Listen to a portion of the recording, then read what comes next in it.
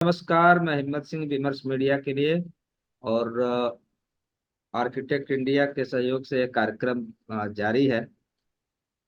और आज का विषय है यह ईवीएम है या काले जादू का पिटारा, डेमोक्रेसी को ही निपटाने का मेगा प्लान है क्या।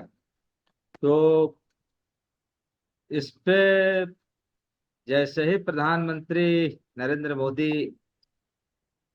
मैंने जोड़ गांठ करके जो एक कहिए कि कुनबा बनाया है, तो सबसे पहला जो उनका रिएक्शन था, सेंट्रल हॉल में जब बैठे थे तो उन्होंने कहा कि पता करो कि ईवीएम के रोना रोने वाले अभी कुछ बचे हैं क्या। और तभी से कान खड़े हो गए थे बहुत सारे लोगों के कि वाकई अ, इसमें कुछ न कुछ काला है, दाल में कुछ काला है। और दाल में काला ही नहीं, लगातार जिस तरह की खबरें आनी शुरू हुई हैं और जिस तरह से निपटाया गया है तमाम मुद्दों को, और जिस तरह का रोल इलेक्शन कमीशन का रहा है, उससे तो लगातार जो डाउट है या संदेह है वो और पुख्ता हो गया है। और इसमें जो सबसे जो महत्वपूर्ण मसला है, जो आज कांग्रेस ने, राहुल गांधी ने इस पे खुल के बोला है। राहुल गांधी ने तो कहा कि भाई ये ब्लैक बॉक्स है, जिसको किसी को छूने का की राइट नहीं है, और इसके जरिए क्या क्या सब चीजें हो रही हैं। कांग्रेस ने भी बोला है। उधर जो सबसे महत्वपूर्ण मसला है आपका महाराष्ट्र का, महाराष्ट्र में शिवसेना शिंदे, जो अभी तो उसको ही ओरिजिनल कहा गया है, उसका कैंडिडेट 48 सीट से जीता। जबकि ठाकरे गुट का जो कैंडिडेट था, पहले उसको 640 या 50 वोट से जीत घोषित कर दी गई। बाद में जो शिंदे गुट के कैंडिडेट ने कहा कि नहीं, इसमें गड़बड़ी है, फिर से रिकाउंटिंग होगी। और फिर सारा का सारा खेल बदल जाता है, 48 वोट से वो जीत जाता है।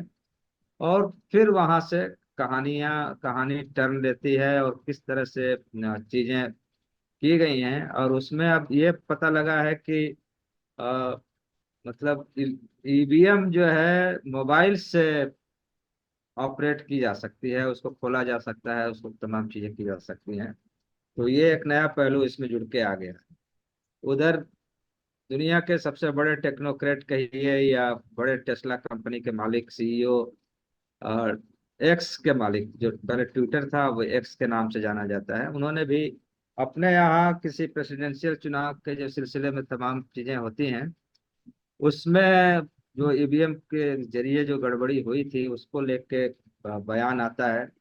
और उस बयान से भारत में तमाम जो ईवीएम विरोधी जो लोग सक्रिय थे, उनको भी एक बल मिलता है कि जो हम काम कर रहे थे, जो हम लोग बोल रहे हैं, वो उसकी प्रासंगिकता है, और वो संदेह जो हम लोगों का है और पुख्ता हो जाता है ईवीएम को लेकर।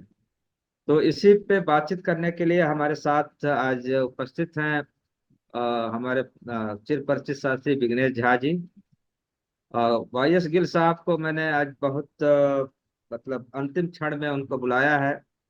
और इनका अभी जो ऑडियो सिस्टम है शायद काम नहीं कर रहा है, देखते हैं कितनी आवाज आती है। हालांकि इनकी आवाज इतनी बुलंद है कि किसी मशीन की जरूरत भी नहीं पड़ेगी।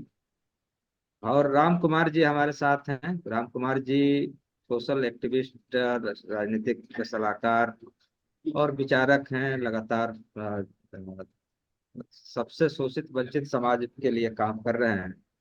तो राम कुमार जी का स्वागत है, गिल साहब का स्वागत है, विघ्नेश भाई आपका स्वागत है। विघ्नेश भाई, पहले आप ही से शुरू करते हैं कि इसका जो अपडेट है थोड़ा आप इसको करें, उसके बाद अगले राउंड में हम बातचीत करेंगे। संक्षिप्त संक्षिप्त में जी। जी। इसका अपडेट ये है कि कल से शुरू हुआ ये मामला। हालांकि ये भारत के चुनाव प्रक्रिया से नहीं जुड़ा हुआ था। वो पोर्टोरिको पोर्टोरिको एक देश है, बहुत छोटा सा देश है। उसके संदर्भ में जो टेक्नोलॉजी किंग है वर्ल्ड के, एलन मस्क, क्योंकि वर्ल्ड का फास्टेस्ट इंटरनेट वही देते हैं, सैटेलाइट्स उन्हीं के घूम रहे हैं आज धरती के चारों ओर। मैनलेस, ड्राइवरलेस कार वही चला रहे हैं टेस्ला का। जिस ट्विटर या एक्स पे हम लोग संवाद कर रहे हैं वो भी उन्हीं का। तो जी। पोर्टरिको के संदर्भ में उन्होंने एक बात कही कि जो ईवीएम्स हैं या कोई भी मशीन, वो हैकेबल है, वो हैक हो सकती है। अगर मशीन है तो वो हैक हो सकती है। इस पर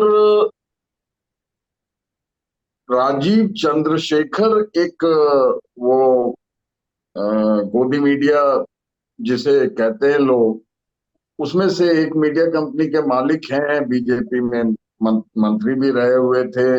हालांकि मुझे नहीं लगता कि एलन मस्क को उनके बारे में कुछ पता भी होगा कि वैसे कोई मंत्री भारत में एग्जिस्ट करते हैं।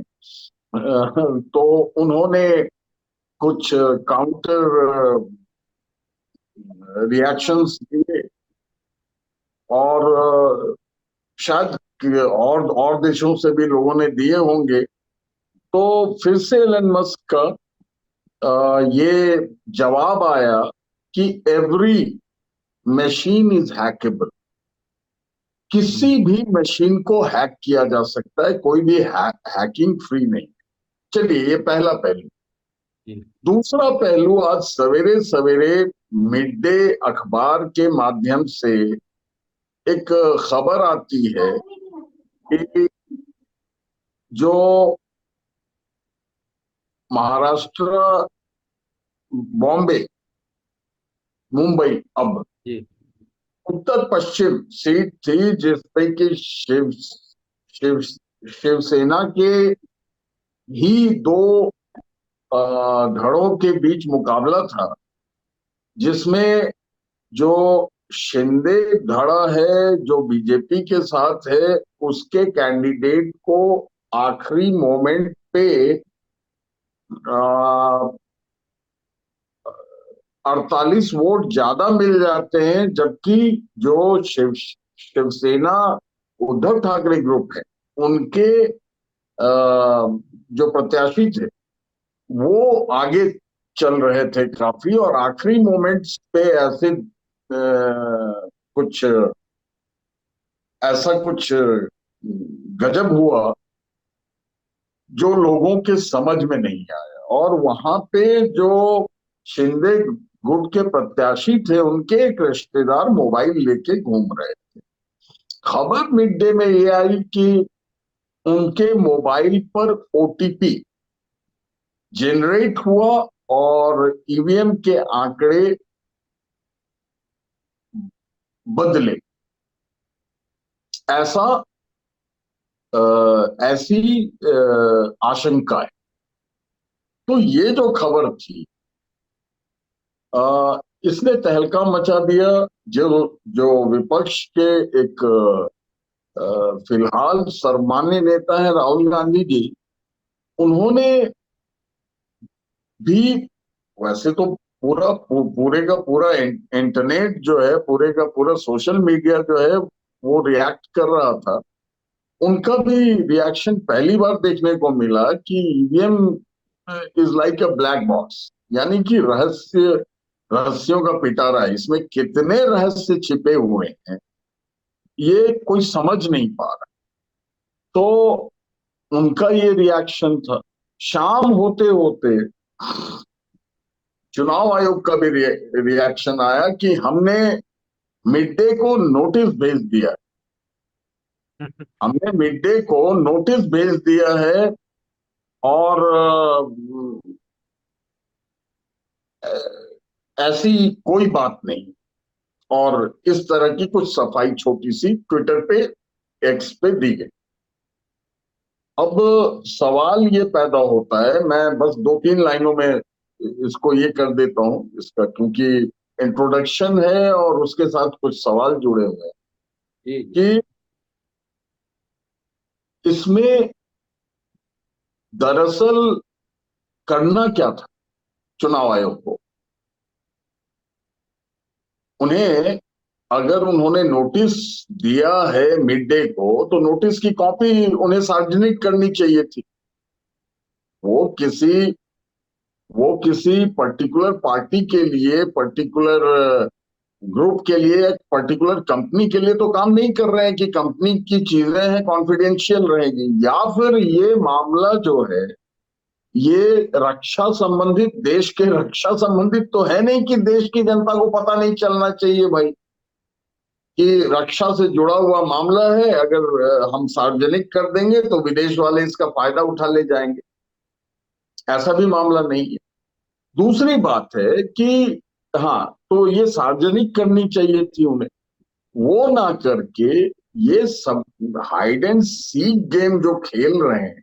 इससे पहले भी इससे पहले भी जो शिंदे गुट के प्रत्याशी थे, उनके रिश्तेदार पे एफआईआर हुई। उस एफआईआर की कॉपी छुपा के रख ली गई है, उसको सार्वजनिक नहीं किया जा रहा है, पत्रकारों को भी नहीं दिया जा रहा है, किसी के सुपुर्द नहीं किया जा रहा है चुनाव आयोग के अधिकारी द्वारा, ताकि ये स्पष्ट हो सके कि मामला है क्या। तो सचमुच ये एक ब्लैक बॉक्स यानी कि रहस्यों के पिटारे जैसा बनाया हुआ है, और उस पर देश को यकीन दिलाने का जिम्मा जिनका होता है, प्रधानमंत्री का, वो ऐसे भद्दे मजाक करते हैं कि ईवीएम जिंदा है कि नहीं जिंदा है।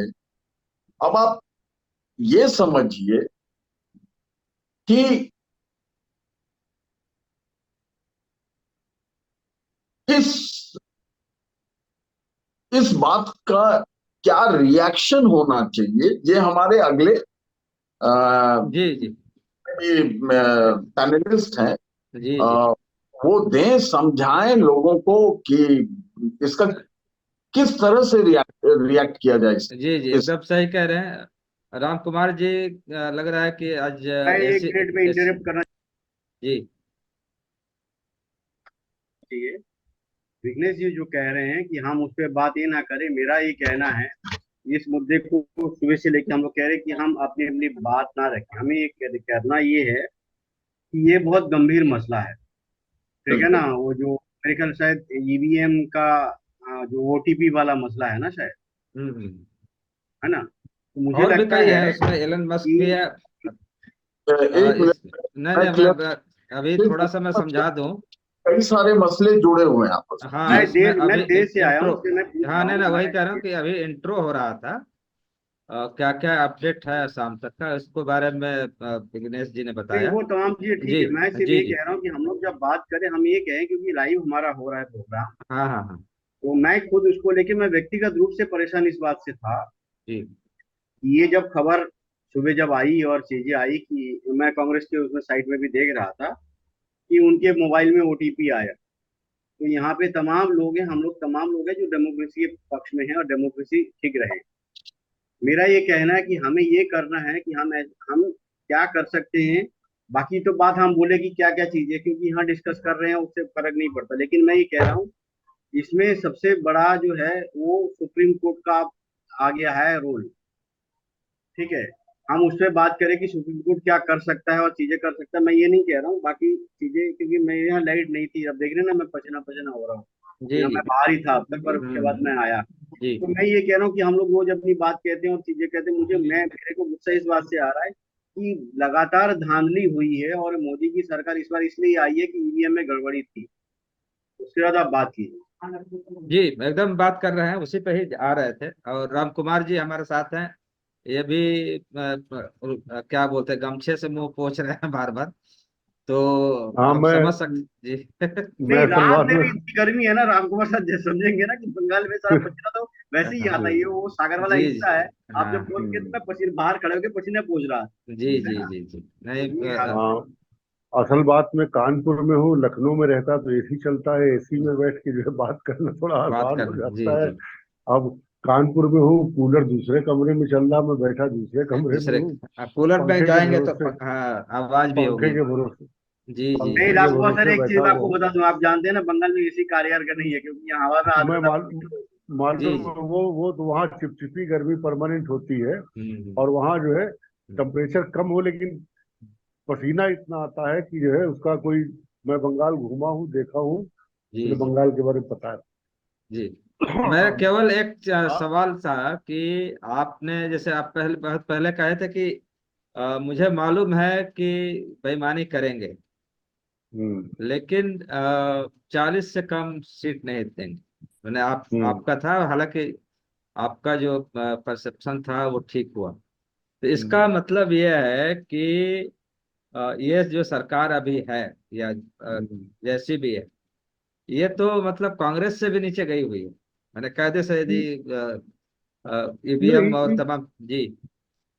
देखिए, जो जहां तक इस सरकारी सरकार के कोई नैतिक मूल्य नहीं है सरकार के, हम्म। तो अगर इस सरकार से कोई नैतिकता की बात करते हैं तो वो बेईमानी है। अगर नैतिकता की कोई उम्मीद करते हैं तो वो नैतिकता की उम्मीद करना ही अपने आप में बेईमानी है।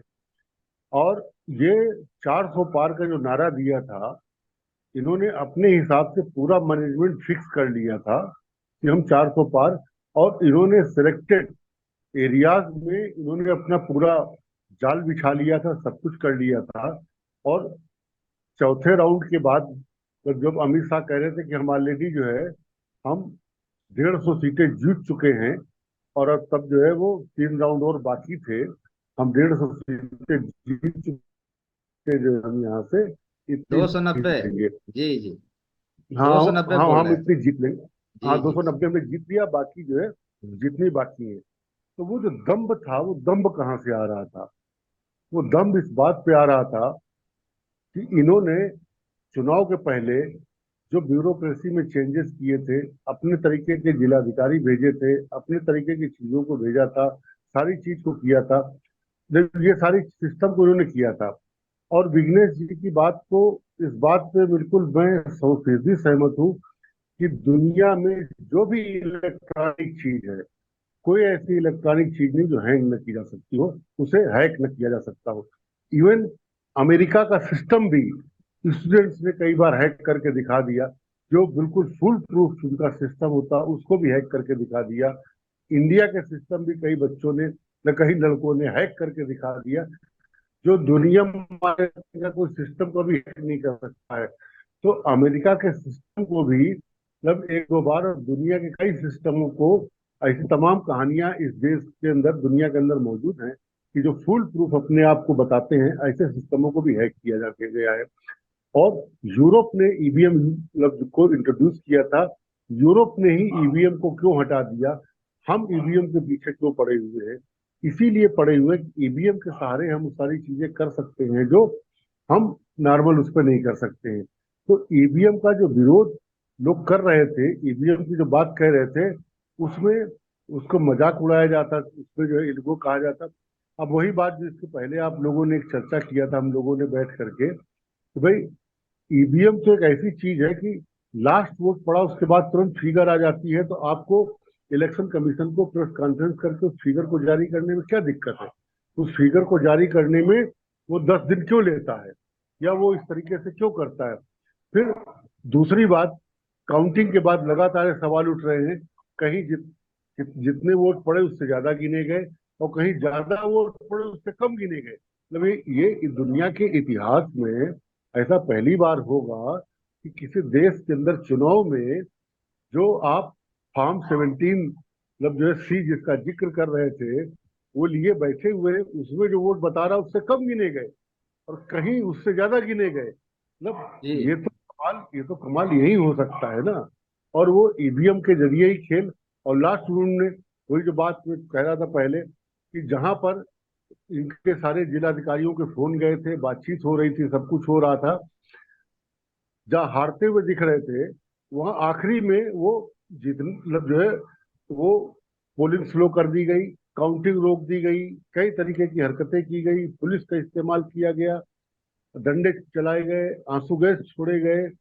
और वही हमारे जो बांस गांव के जो हमारे कांग्रेस के मित्र हैं, हमारे दोस्त हैं, कोई राउंड नहीं था पूरे इलेक्शन में वो जो हारे हो, आखिरी में वो 2,500 वोटों से हार गए।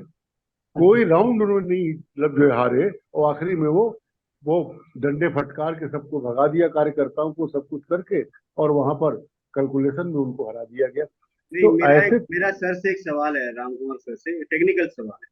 वो सवाल इसलिए पूछ रहा हूँ कि ये ऐसा नहीं है कि हम बात बोल के ये प्रोग्राम को खत्म कर दें।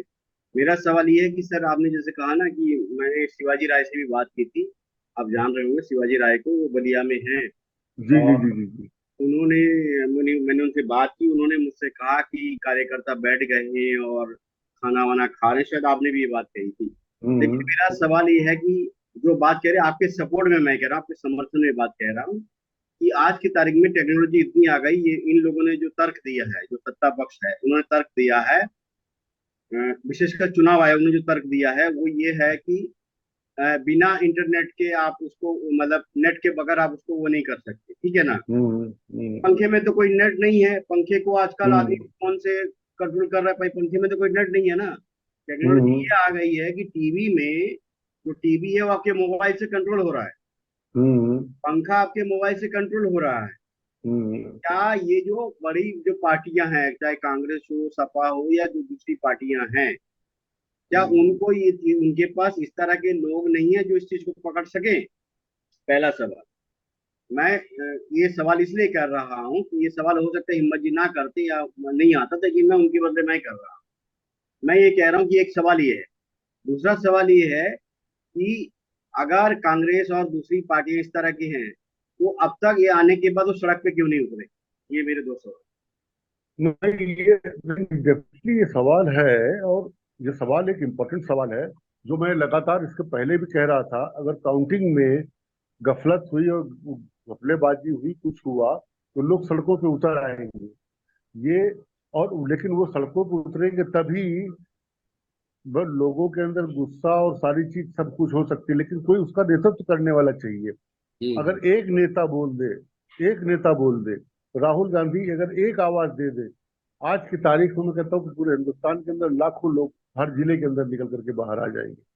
लेकिन कोई उसका नेतृत्व करने वाला चाहिए, कोई उसका जो है, जो नित्यानंद जी बात करें बिल्कुल सही है। तो सवाल इस बात का कि हम क्या मौजूदा जो सिस्टम है, हम चुनाव के पहले ईवीएम का विरोध करते रहे, चुनाव के बाद आपको सैकड़ों इंसिडेंट आपके पास है, आपके दर्जनों, जी। आपके पास कहानियां आपके पास हैं, हम्म। दर्जनों कार्यकर्ताओं के फीडबैक आपके पास हैं। आपको कहीं कुछ नहीं, लेकिन जहां जहां पर डंडे के दम पे लोगों को, कार्यकर्ताओं को निकाल के बाहर किया गया, जहां ज्यादा कार्यकर्ताओं ने उधम किया, वहां आंसू गैस चलाने पड़े। उत्तर प्रदेश में से कई केस है। तो क्या आप उन चीजों को लेकर के निकल के बाहर आते? जहां हम्म। पर वो रिकाउंटिंग के कार्यकर्ता बात कर रहे हैं, अब उनके फेवर में निकल करके बात आते कि ठीक है हमारा कैंडिडेट हार जाए कोई बात नहीं। लेकिन जब रिकाउंटिंग हमारा डेमोक्रेटिक राइट है, और रिकाउंटिंग चुनाव आयोग रिकमेंड करता है कि रिकाउंटिंग करा सकता है अगर डाउट कोई है, तो हम मतलब जो है फ्री एंड फेयर, हम मतलब जो है इलेक्शन कराते हैं, इस बात की गारंटी है हमारी। तो वो क्यों जो है मतलब रिकाउंटिंग को वो जो है वो नहीं, वो नहीं कर रहा, तो उस जी। चीज को वो नहीं कर रहा। लेकिन उसके लिए जरूरत बाकी कार्यकर्ता तो एक हद तक ही लड़ेगा ना।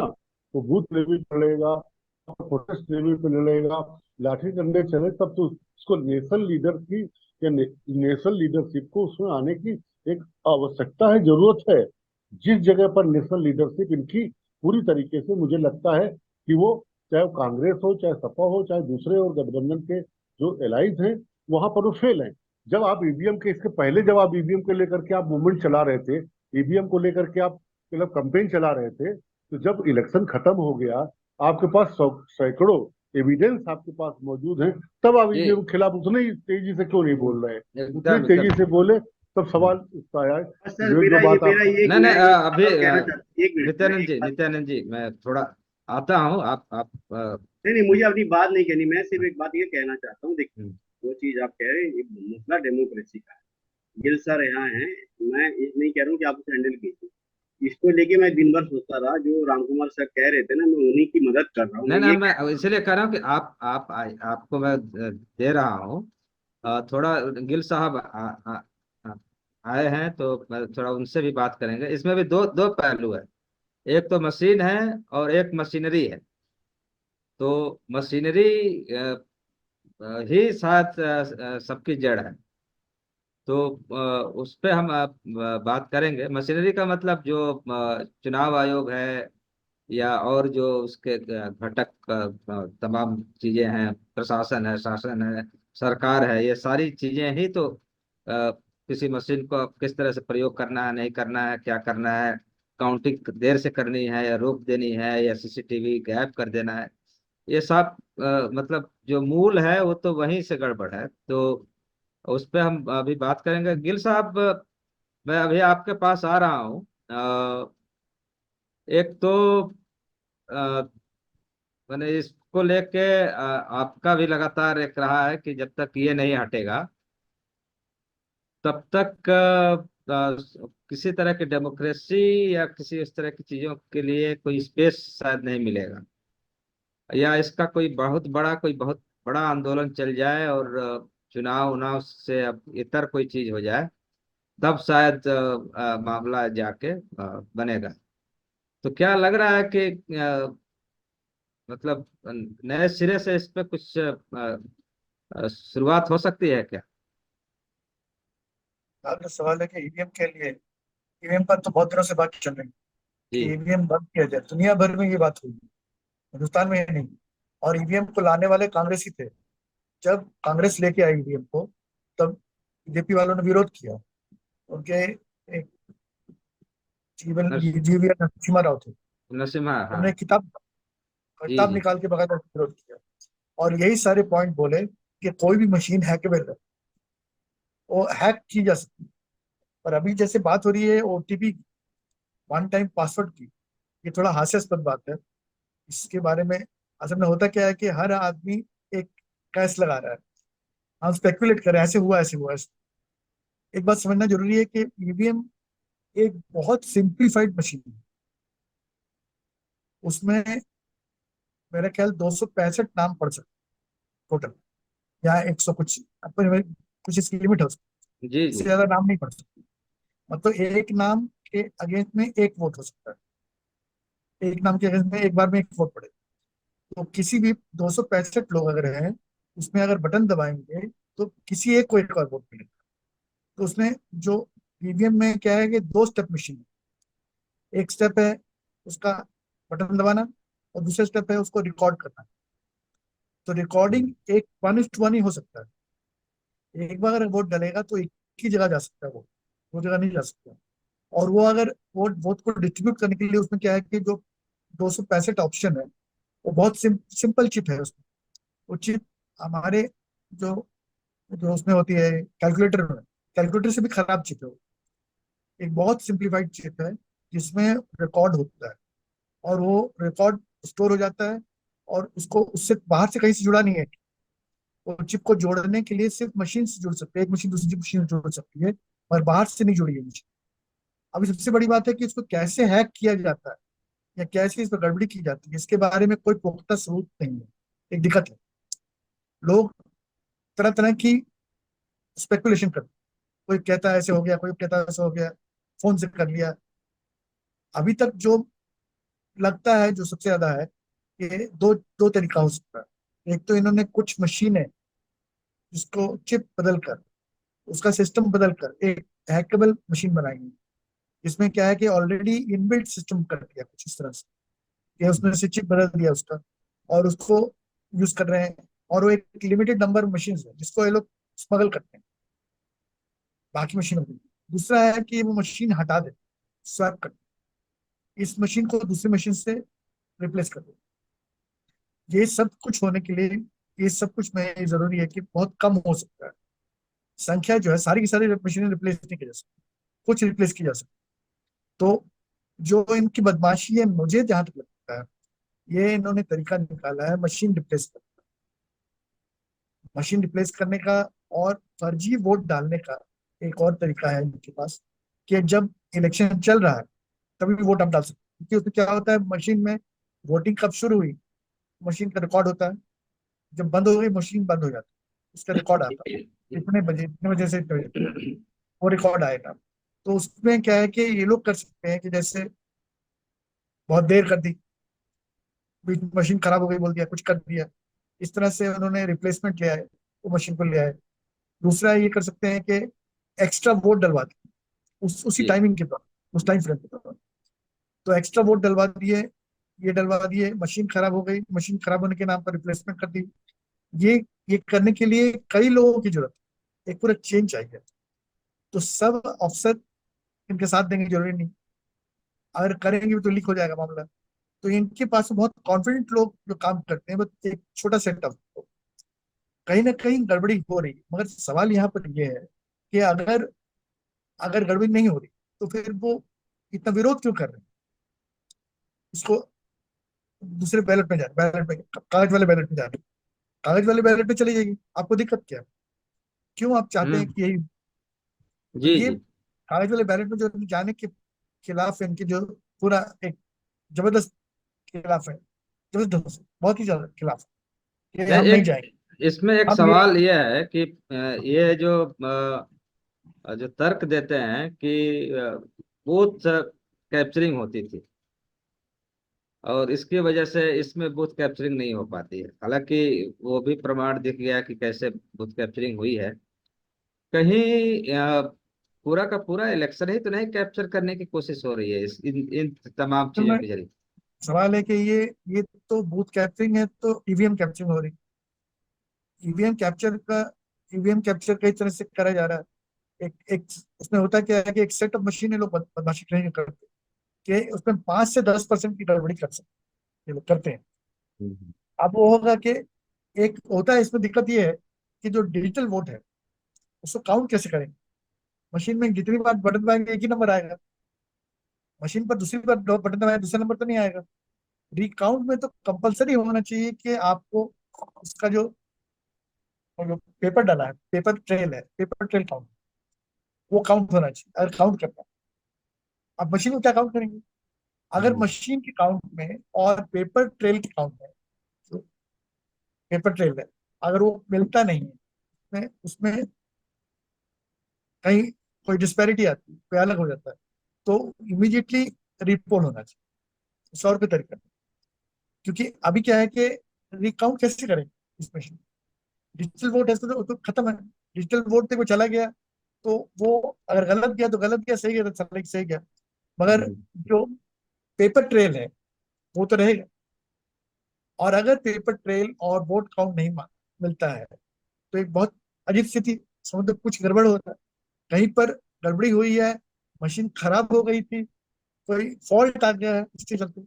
अब बहुत सी जगह में कहीं वोट ज्यादा पड़ा है और काउंटिंग जो थी उससे ज्यादा वोट पड़ा, जितने हम्म। काउंट किए गए वोट उससे ज्यादा पड़ा था। जी। पहले बताया गया था इतने वोट ज्यादा है, तो उसमें क्या है कि कुछ जगह में वोट कम पड़ा। अब ज्यादा पड़ा या कम पड़ा, इसका मतलब कहीं मशीन में गड़बड़ी हो रही, वो गड़बड़ी किया जा रहा है या हो रही है, ये तो अपने आप में एक फॉल्टी है। चाहे मशीन किसी कारण से गड़बड़ी हो, हम्म। उसका कोई भी कारण हो, उसके बारे में दो राय नहीं होनी चाहिए, तुरंत रिपोल होना चाहिए। डिपोल होना चाहिए। इलेक्शन में अब कोर्ट भी एक रवैया ऐसा अपना रहा है जो कि बहुत उदासीन रवैया है, कि वो इस पर कोई इंटरेस्ट नहीं दिखा रहा। अब वो क्या, बाकी ये जो हमारा इलेक्शन कमीशन है तो पूरी तरह से कॉम्प्रोमाइज है। अब इलेक्शन कमीशन कॉम्प्रोमाइज है, जी। कुछ मशीनें कॉम्प्रोमाइज हो गई, हम्म। और ऐसी हालत में जो रिजल्ट आया, ये तो अब ये तो किसी तरह से मान्य नहीं होना चाहिए इस पर। मगर इस पर हम जितनी बातें करें कोई फर्क नहीं पड़ता। इलन मस्क कुछ बोलेगा तो फर्क नहीं पड़ेगा, इलन मस्क बहुत कुछ बोलता है। मगर जब हम लोग को अगर यहाँ पर कुछ करना है तो एक मूवमेंट चलनी हो, मूवमेंट चलने के लिए बाकी पॉलिटिकल पार्टी वो क्या कर रहे हैं, बाकी पॉलिटिकल पार्टीज को रोड पर आना चाहिए हम्म। ईवीएम को लेकर। नहीं, ये ये तो लोगों को, पॉलिटिकल पार्टियां तो आए ना आए, लेकिन ये तो आपका एक व्यक्ति के मत का मामला है ना कि कैसे कोई चोरी कर ले। व्यक्तिगत मत में ये होता है कि व्यक्ति अपने को व्यक्ति समझता है, वो हम्म। अपने पे पर्सनल है, व्यक्ति जी व्यक्ति होता है, वो एक आदमी होता है। अगर ऑर्गेनाइजेशन ये हैं जो एक लोग जो लोगों का जी ग्रुप है, जी लोगों जी। का एक संस्था है, तो लोग जब संस्थागत ढंग से आते हैं तब क्या है, लाखों लोगों का मत होता है, और वो प्रोटेस्ट करें तो वो प्रोटेस्ट इफेक्टिव हो सकता है। जी अब ये तो चलेगा ही इनका मामला। जी। ये इन्होंने इन्होंने इतनी बदमाशियां तरह से कर, हम्म। सिर्फ वोट में बदमाशी नहीं होती, वोट डालते हुए बदमाशी होती है, बूथ में बदमाशी होती है, बूथ में जो आपके एजेंट है उनको खरीदा जाता है, काउंटिंग एजेंट को भी खरीदा जाता है। तो कौन खरीदता है? जिस पर पैसा है, इस वक्त पैसा है बीजेपी। तो वो वो तो मल्टीपल एरियाज में काम हो। हम्म। ईवीएम उसका एक एस्पेक्ट है। ईवीएम में दिक्कत है कि सबसे बड़ी दिक्कत है कि रिकॉर्ड नहीं रहता। हमें रिकॉर्ड चाहिए प्रॉपर वोट का, जो पहले होता था। उसमें चोरी हो जाए, वोट बूथ कैप्चर हो जाए, तो आप बूथ कैप्चर हो गया तो आप फिर से इलेक्शन करा दीजिए। चलिए बूथ कैप्चर हो गया, इलेक्शन करा दीजिए। मगर इसमें क्या है कि इसमें तो जो मशीन कैप्चर हो गई पता ही नहीं लगे, मशीन कब कैप्चर हो गई, कब बदल गई, तो पता ही नहीं लगे, इसका कोई रिकॉर्ड ही नहीं है। बूथ कैप्चर होना तो बहुत ही आसान बात है, गुंडे आएंगे उठा के भी ले जाएंगे। इसमें तो अपने आप मशीनें बदली कब जाती है, कब मशीन खराब के नाम पर चेंज किया जाता है, ये जो सेटअप मशीन के पास में है इसका रिकॉर्ड का कोई हिसाब नहीं है। कहाँ रखी गई मशीन, उसका कोई ऑडिट नहीं है, कोई प्रॉपर रिकॉर्ड नहीं है। ऑडिट है भी तो उसको रिवील नहीं करते।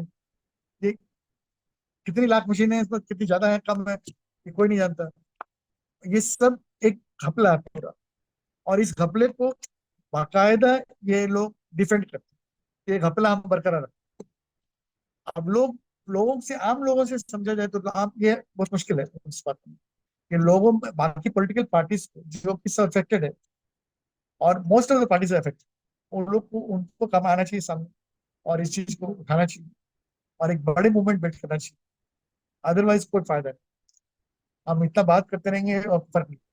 नहीं, और एकदम ये सही वोट कह रहे हैं, लेकिन क्योंकि नए नए पर्सपेक्टिव जुड़ रहे हैं तो बात तो, अब हम लोगों का तो काम है कि कम से कम बात तो करें, और जो मुद्दे हैं उसको सही पर्सपेक्टिव में रख पाए तो बड़ी बात है। और एक इम्पोर्टेंट चीज है कि हमें हम्म। कोई भी अभी तक नहीं बता रहा है कैसे होता है, क्या हम्म। प्रोसेस है कहीं, कि हमें मालूम मशीन कैसे काम करती जी है। मिनिमम एकदम। मिनिमम स्टेप पर मशीन, जी जी। मिनिमम स्टेप है, बहुत लिमिटेड इसमें पॉसिबिलिटीज है। उसको हैक कैसे किया जा रहा है, या चेंज किया जा रहा है, या चिप बदली जा रही है, वो कहाँ पर किस पेज पर हो रहा है, और सब में नहीं हो रहा है, कैसे हो रहा है, ये बातें कोई नहीं जानता। किसी ने कोई कॉन्क्रीट बात नहीं रखी कहीं भी। और ओटीपी वाला मामला जो है, ये तो बचकाना बात है, नथिंग नहीं वो अबाउट। मैंने हो सकता है कि कुछ नया नया कुछ मामला जुड़ नहीं नहीं, गया हो। पॉसिबल नहीं, पॉसिबल हाँ नहीं। ये तो बोल रहे, जी। और बात कर रहे थे जो रिमोट से कर, रिमोट हम्म। से पॉसिबल नहीं है। रिमोट पे करने के लिए आपको उस पे receive receive receive receive receptor चाहिए, उस पे रिसेप्टर होना पड़ेगा। नहीं और नहीं, वो एक हो सकता है ब्लूटूथ वगैरह जोड़ लिया हो और उससे काम कर देता है। ब्लूटूथ जोड़ना ऐसे नहीं जोड़ सकता, ब्लूटूथ जोड़ने का एक पूरा प्रोसीजर है। हम्म। वो मशीन को जोड़ने के लिए पूरी तरह से उसको चेंज करना पड़ेगा, जी। उसका अंदर पंजर पूरा बदलना पड़ेगा। हाँ इट विल कुछ नॉट, मैं हम कह रहे हैं कि कुछ संभावनाओं से हम मना नहीं कर सकते हैं ना इसको, कि क्या क्या किया सकता है। जबकि चूंकि जब सैया ही कोतवाल बने हुए हैं तो अब क्या कर सकते हैं। नित्यानंद जी, आपने तीन चार लोगों के राय आपने सुनी, और सचमुच में यदि एज ए वोटर या एक मतदाता, जब हमें मालूम है कि हम वोट दे रहे हैं और हमारा वोट जो है चोरी हो रहा है, और जिसको हम नहीं देना चाह रहे हैं उसको चला जा रहा है, या हम जिसको वोट दिए हैं उसके पास जा ही नहीं रहा है, तो ये एक सबसे बड़ा डेमोक्रेसी जैसे भी हो, जैसे भी डेमोक्रेसी है, कम से कम एक आपके हाथ में एक दिन के लिए या एक काली स्याही लग जाना और बटन दबा देना, ये अधिकार है। अब एक तो यह है कि इसी का हनन हो रहा है, इसी को ही चोरी कर लिया गया है। दूसरा कि अब जनता की जरूरत ही नहीं है, मैंने सूरत वाला भी एक मसला आया, चंडीगढ़ मॉडल भी आया, तो क्या चंडीगढ़ मॉडल मतलब जो चुनाव आयोग है जिस तरह से वो रिएक्ट कर रहा है, कहीं वही तो मॉडल तो पे काम तो नहीं कर रहा। देखिए, मेरा एक ऑब्जेक्शन है कि आप उन्हें चुनाव आयोग मत कहिए। मैं बहुत स्पष्ट कह रहा हूँ, ये लाइव हो रहा है और ये सुने चुनाव आयोग नहीं है, वो राजीव राजीव आयोग, मतलब राजीव कुमार आयुक्त है, और वो मोदी मोदी के आयुक्त है, ठीक है ना। तमाम लोग यहाँ पे हैं। मैं अभी गिल सर के उंगली में वो शाही का निशान देख रहा था, चुनाव उन्होंने दिया। और मैं बहुत स्पष्ट ये बात कह रहा हूँ, ठीक है ना। मैं खुले तौर पे कह रहा हूँ, मैंने पहले भी आपके आपकी के शो में मैंने कहा था कि मैं मेरा इस चुनाव आयोग पे कोई भरोसा नहीं है। आपको याद है ना, तमाम लोग यही लोग थे, मैंने कहा था जी। इस चुनाव आयोग में मेरा कोई भरोसा नहीं है, मैंने भरोसा नहीं करता, ये बेईमान है। पहली बात। दूसरी बात, एक मैं बहुत बुनियादी चीज में जो आम आदमी की समझ में, रिक्शे वाले को समझ है, वो मैं कह रहा हूँ। देखिए, इस देश की एक विडंबना ये है कि मैं परसेंटेज नहीं निकाल रहा हूँ, लेकिन मैं एक आम तौर पे कह रहा हूँ, मैं गणित का छात्र नहीं, बावजूद मैं कह रहा हूँ कि 20% जनसंख्या ऐसी है, वो जब वोट देने जाती है, वो बटन दबाती है, उसको पता नहीं है कि वो पर्ची कौन सा निकला, वो पर्ची को देखती भी नहीं। पहली बात, वो बटन ऐसे दबाती है, पी बज गया, वो वापस आ जाती है।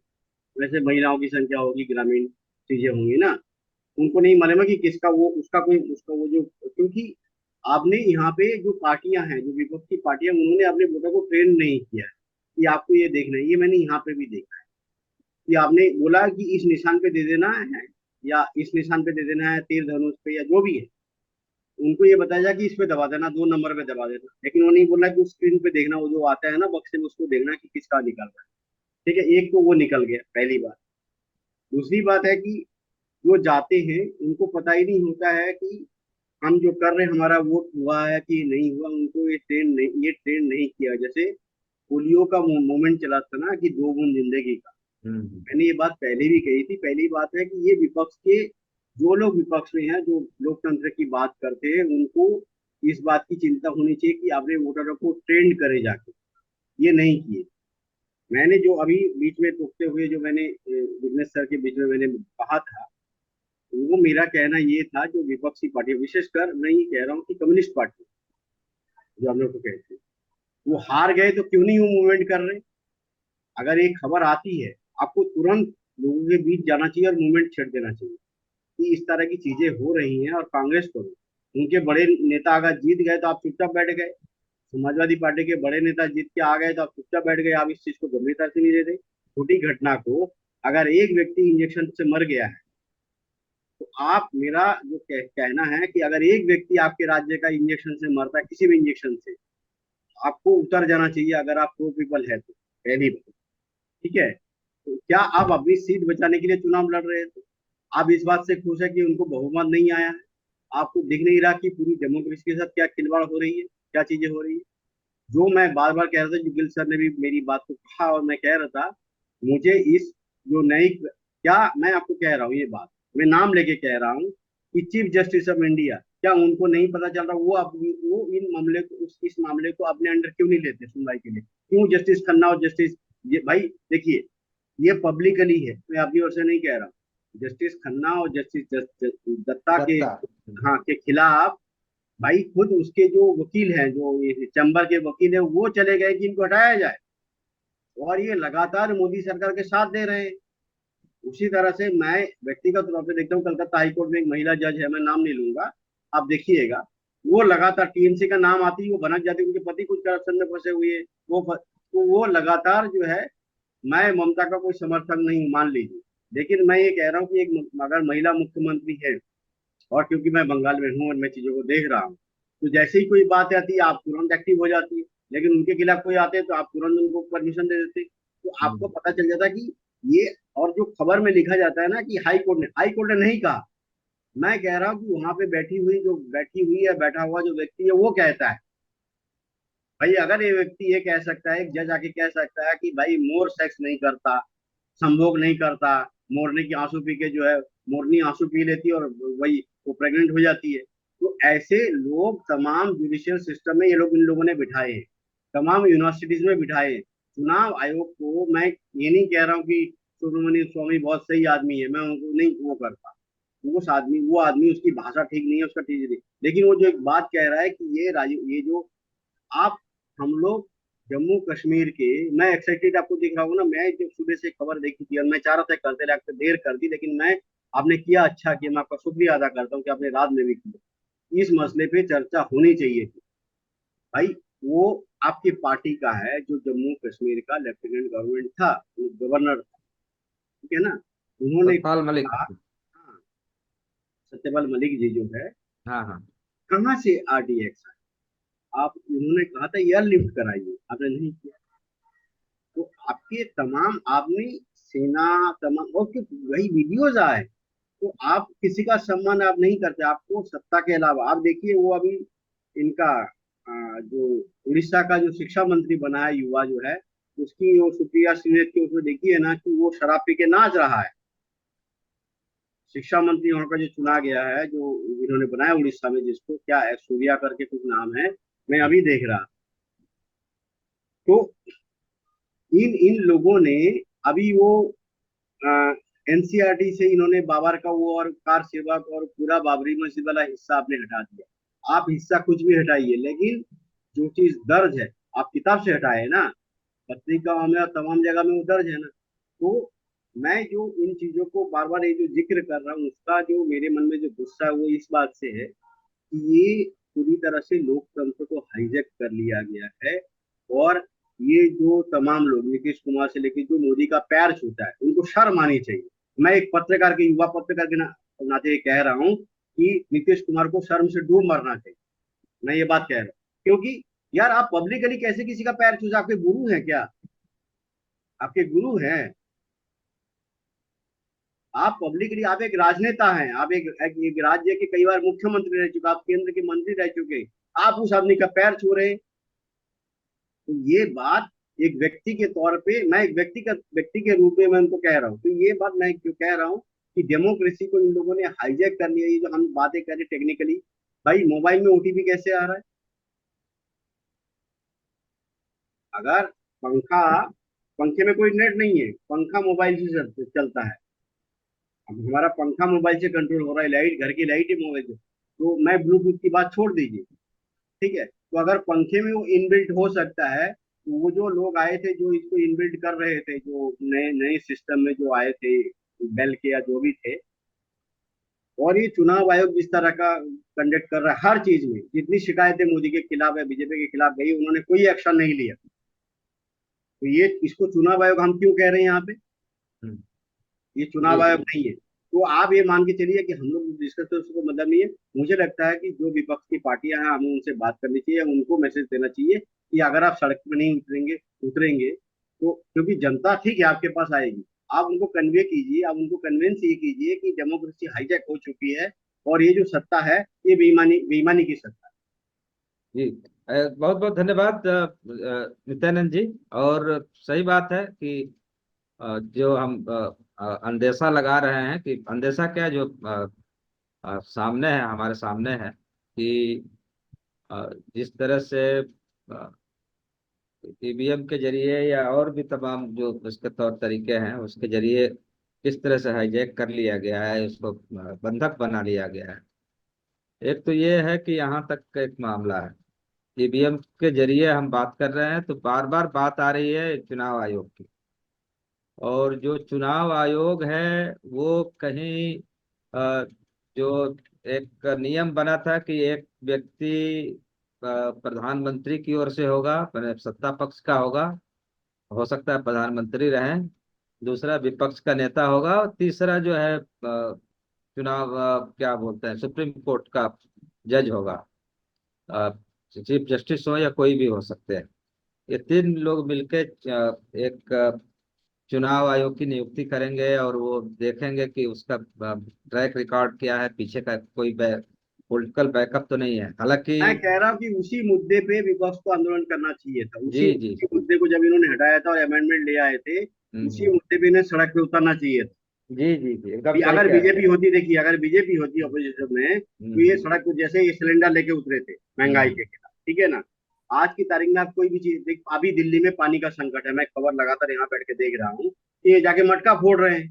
तो हम्म। भाई इतने दिन आप इससे पहले थे, आपने यमुना गंगा को कितना साफ किया। देखिए, मैं, मेरे मन में, इसलिए मैं ये बात कह रहा हूँ कि हम लोग बहुत सॉफ्टली यहाँ पे बात कर रहे हैं, जी विघ्नेश्वर जी, के नहीं पास नहीं, खड़ा एकदम हूँ। हम आते हैं थोड़ा सा, क्योंकि इस मुद्दे पे ही हम लोग जब बातचीत कर रहे हैं, और स्वाभाविक रूप से जो आंदोलन है, आंदोलन ने ही एक दशा दी है, दिशा दी है, और जो आज विपक्ष इतना मजबूत हुआ है, तो उन आंदोलनों की बड़ी भूमिका है। और उसमें संविधान, संवैधानिक मूल्य और तमाम चीजों को जो लोग लेके सड़कों पर उतरे हैं, वो तो है।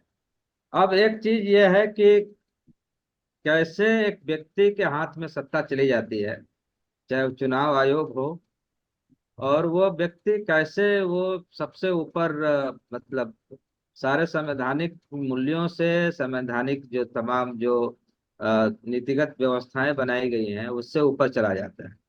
इसमें कहीं भी जनता का स्टेक नहीं दिखाई देता। जनता वो केवल और केवल वो ठप्पा लगाने या उतने तक उसका है, उसके अलावा उसको कोई उसकी कोई भूमिका नहीं है।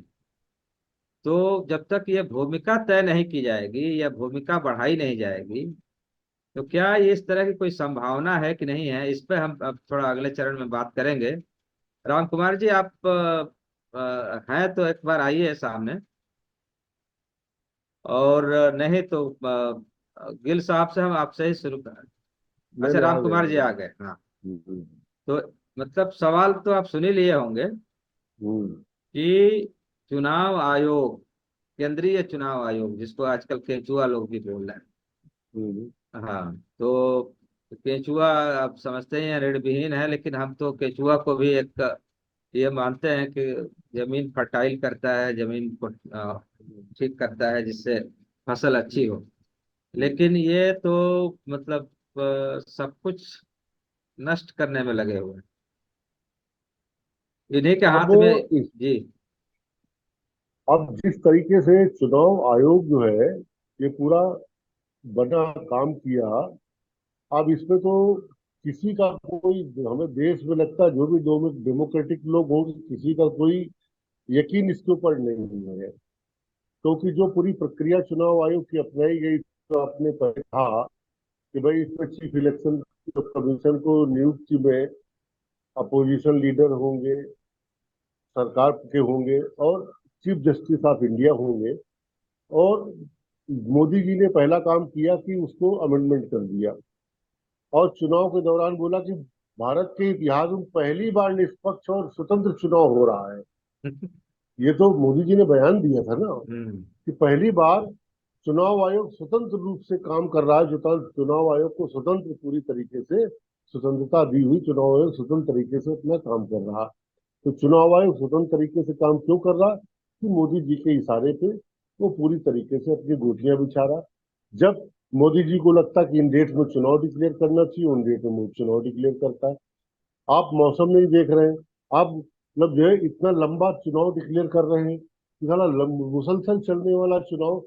अब ये देश का चुनाव 4 चरणों में ही हो सकता था, 4 चरणों में पूरे देश का चुनाव हो सकता था, लेकिन इस चुनाव को इतना लंबा, क्योंकि मोदी जी ने तय किया कि हम कांग्रेस और सबको जो है खोखला करके फिर अकेले चुनाव प्रचार करेंगे, और चुनाव प्रचार करने फिर इसको इस लायक रख देंगे कि चुनाव मशीनरी के ऊपर, चुनाव फंक्शनिंग के ऊपर, चुनाव की जो तमाम धांधलियां हैं, इनके ऊपर सवाल उठाने लायक ही नहीं रह जाएंगे। तो उनका अपना गणित, उनकी अपनी पॉलिटिक्स अपने तरीके से चल रही थी कि भाई ऐसी सिचुएशन देश के अंदर पैदा कर दो कि ये लोग अल्टीमेटली जो भी कुछ हो जाए बोले कि चलो ये वो हो गया।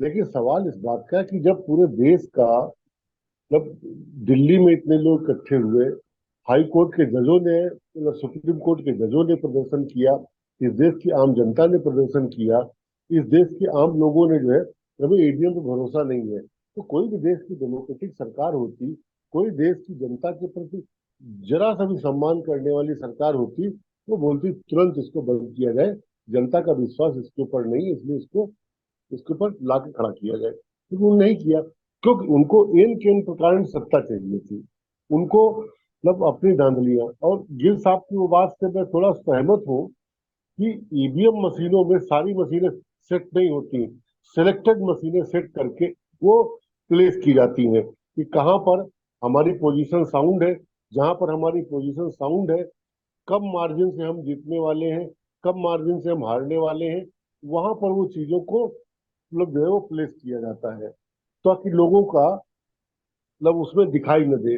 जो बात मैं पहले कह रहा था कि 40 सीटें कितने बेईमानी करें, ये हारेंगे ही हारेंगे। तो जनता का मतलब जो पिछली बार चुनाव हुआ था, इस बार जो चुनाव हुआ, पिछली बार का जो पोलिंग का डिफरेंस था, इस बार जो पोलिंग का डिफरेंस था, तो कई सीटें इस तरीके की थी जहां पर भाजपा बिल्कुल, चाहे जितनी बेईमानी कर लेती, बेईमानी तो 8-10% की आप कर सकते हैं, 7-8% की बेईमानी की आप उतनी कर सकते हैं, 100% की बेईमानी नहीं कर सकते हैं। तो 7-8% की बेईमानी के बावजूद भी आप वहां पर नहीं पहुंचने वाले थे। तो इस जगह लेकिन आप वहीं पर बेईमानी करेंगे जहां पर जो है वो, अब वही हमारे सब मित्र बता रहे थे कि उन्नाव में जैसे अन्नू टंडन हार गई कांग्रेस की, डीएम ने मतलब जो है तमाम कुछ नेताओं मिलने गए, कुछ लोगों ने अपना ग्रुप, फिर अन्नू टंडन हार गई, आप लोगों ने क्या कर लिया? मतलब वो कहने का मतलब तक अन्नू टंडन हरा दी गई, आप लोगों ने क्या कर लिया? तो ये डीएम खुद पब्लिकली लोगों को बयान दे करके कह रहा है। तो अब जब पूरी वही जो मशीनरी और फिर वो मशीन और फिर पॉलिटिकल मतलब जो पूरा जो जो जो पॉलिटिक्स में बैठे हुए जो लोग हैं, वो पूरी तरीके से जब सब एक साथ मिल जाए तो देश की जनता की जो प्रति जो पूरी जो ईमानदारी हमें करनी नहीं, इन किन प्रकार हमें साम नाम दंड भेद से हमें सत्ता कब्जा करनी है, लोगों को बेवकूफ बना के सब कुछ करके ईमानदारी हो या न हो किसी तरीके से हमें करनी है, तो वो उसका नतीजा ये हो रहा है। लेकिन इसमें बात वही थी जो ईवीएम के खिलाफ जितना पहले आंदोलन हुआ था, ईवीएम के खिलाफ तुरंत चुनाव के बाद भी ईवीएम को लेकर के सवाल उतनी तेजी से उठे, और अगला चुनाव बिना ईवीएम के हो, इस बात के लिए अभी से इतनी तेजी से कर दिया ताकि वो न संभव हो सके। ठीक। विघ्नेश भाई, अब आपने, नित्यानंद जी काफी गुस्से में, जी जी, जायज है, और स्वाभाविक रूप से कोई भी एक वोटर है और समझ रहा है कि हमारा वोट, भले हमारे हमारा कैंडिडेट जीत जाए, हम जिसको जी दिए हों, लेकिन हमें पता ही नहीं है कि हमारा वोट कहाँ गया है। जी एक तो ये है ये ईवीएम का। दूसरा, मेरा जो सवाल था कि अब जो चुनाव आयोग के नाम पे जो जो आयोग है, तो ईवीएम के खिलाफ लड़ाई लड़ी जाए कि इस पूरा जो मशीनरी है उस मैंने उसके खिलाफ लड़ाई लड़ी जाए। दूसरा, तीसरा, कि लड़ाई लड़ी जाए तो इसका नेतृत्व कौन करे? जनता एक एज इंडिविजुअल, जो गिल साहब कह रहे थे, तो एक इंडिविजुअल है, लेकिन स्वाभाविक रूप से यदि बहुत सारे इंडिविजुअल्स एक साथ मिल जाते हैं किसी एक मुद्दे पे, तो क्या एक तो जो जो पूरा एक अधिकार केंद्रीकृत कर दिया गया है, क्या इसमें भी विकेंद्रीकरण की जरूरत है क्या? मतलब चुनाव को लेके जिस तरह से चीजें हो रही। जी, बहुत इंपॉर्टेंट क्वेश्चंस है, बहुत इंपॉर्टेंट ये है। अभी इससे पहले मैंने अपना पक्ष रखा नहीं था, उस समय तो मैं अपडेट दे, वो तो आप इंट्रोडक्ट कहते हैं। और नित्यानंद जी के गुस्से से मैं पूरी तरह सहमत हूँ। ये गुस्सा मुझे 1995 में आ रहा था, क्योंकि उस वक्त भी इसी मॉडल का इस्तेमाल किया गया। ठीक। मैं भी इस लाइव शो में बोल, अब जो है इसके पूरे पैटर्न को समझना जरूरी है। विपक्ष क्यों नहीं आ रहा है, सबसे पहले उसी पे आ जाते हैं कि विपक्ष इसलिए नहीं आ रहा है कि क्योंकि ये जो परिस्थितियां बन रही है उसमें कोई ठिकाना नहीं, कोई पता नहीं कि फिर से चुनाव की परिस्थितियां बनी। पहली बात, नरेंद्र मोदी जी ने ये जो कहा कि ईवीएम जिंदा है कि नहीं, वो इसलिए कहा कि विपक्ष ईवीएम के खिलाफ खड़ी हो और हम एक नैरेटिव सेट करें कि जैसे ही ये चुनाव हारते हैं ईवीएम ईवीएम ईवीएम लाने लगते हैं, और इसका नेगेटिव इम्पैक्ट जनता में चला। और हमारे कैडर्स जो है, देखिए विपक्ष कमजोर है, इसमें कोई शंका नहीं। विपक्ष कमजोर ही नहीं है, फिनेंशियली भी कमजोर है। अब खेल समझिए कि रिकाउंटिंग की बात अगर की जाए तो एक जो 965, 980 या 1000 वोट्स की जो एक मशीन है जिसमें उतने वोट्स डलते हैं, उसके रिकाउंटिंग का खर्चा चुनाव आयोग मांग रहा है 40,000 प्लस जीएसटी, 4,000 के आसपास, यानी कि 44,000 रुपये। अगर आपको पूरे कॉन्स्टिट्यूएंसी की रिकाउंटिंग करवानी है तो इसका मतलब है कि आपको घर मकान बेचना हो। ठीक है, फाइनेंशियली पहले खोखला क्यों किया गया था नोटबंदी और ये सारी चीजों के माध्यम से? देखिए, इसके पीछे एक बहुत बड़ा, मैं बार बार बोलता हूं कि जो इनका टूल किट है वो कॉरपोरेट टूल किट है। और अब आप एक एक करके देखिए, ईवीएम हैक होते हैं या नहीं होते हैं ये बाद का सवाल है, लेकिन ईवीएम मशीन्स जो हैं उनके ऊपर जो उनके सीरियल नंबर्स चिपके रहते हैं वो स्टिकर माध्यम से चिपके हुए हैं, वो उसमें खुदे हुए नहीं है। जी। समझ रहे हैं आप मेरी बात? वो खुदे हुए नहीं है, वो स्टिकर के माध्यम से चिपके हुए। और जो ईवीएम मशीन बहुत ही सिंपल मशीन है, उसको उसमें जब पार्टीज के एम्बलेम्स, उनके लोगोज डाले जाते हैं तो वो लैपटॉप से डाले जाते हैं और प्राइवेट कंपनी के इंजीनियर्स उनको डालते हैं। ठीक है, और जब वो डाला जा रहा होता है तो उसमें कुछ भी डाला जा सकता। दूसरी बात, फिर भी खारिज कर दीजिए आप इसको, ईवीएम हुआ हो या ना हुआ हो, सिस्टम आज से 5-6 साल पहले या उससे भी पहले 2017 से, जब हम लोग पहले भी बात कर चुके थे इस पे कि 2017 में जब गुजरात के चुनाव हो रहे थे तो ईवीएम के ऊपर एक तो बहुत बड़ी बात नित्यानंद जी ने नोटिस की है कि लोग जो है वो वीवीपैट के का जो स्क्रीन होता है उस पर नहीं चेक करने जाते हैं। बहुत से लोग, 20%, क्या मेरे ख्याल से 30%, कि उसमें वोट किसको पड़ा, वो तो बस बटन पे भी बटन को दबाते हैं निशान देख करके और उसके बाद वो निकल लेते हैं वहां से। और आप गौर कीजिए कि 15 सेकंड का जो की जो अवधि थी जब तक आप वीवीपैट में उसके उसके उसके स्क्रीन पर देख सकते थे कि आपका स्लिप निकल रहा है, उसमें कौन सा लोगो है, वो किस पार्टी को वोट गई है, उसको घटा के 7 सेकंड का किया जाना, प्लस एक ट्रांसपेरेंट शीशा उसके ऊपर चढ़ा होता है उसको ब्लैक कर दिया जाता। भाई इसके पीछे क्या लॉजिक है ये कौन बताएगा? चुनाव आयोग को बताना चाहिए या सरकार बता दे।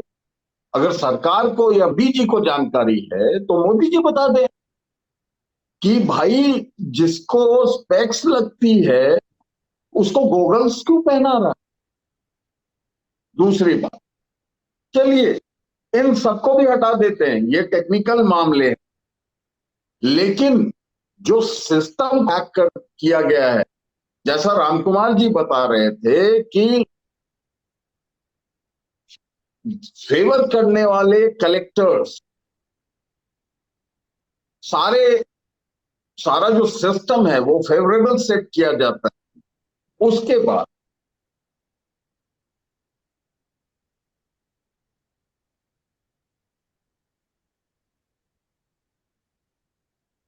हाँ, उसके बाद जो है आ, जो ईवीएम मशीन है वो आ,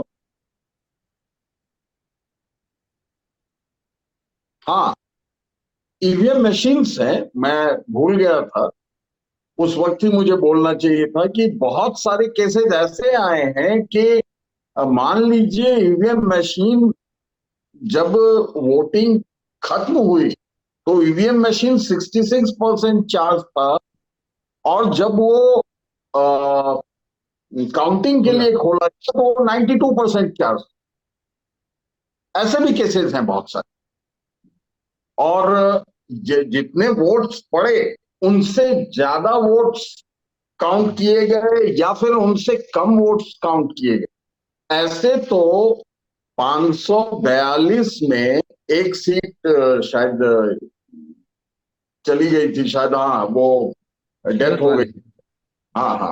सूरत वाली। तो कैंडिडेट के डेथ की वजह से, तो 542 में से 538 ऐसे हैं जिसमें या तो ज्यादा वोट्स गिने गए हैं या ज्यादा या कम वोट्स गिने गए हैं। अब आप ये कहिए कि ये मशीन है या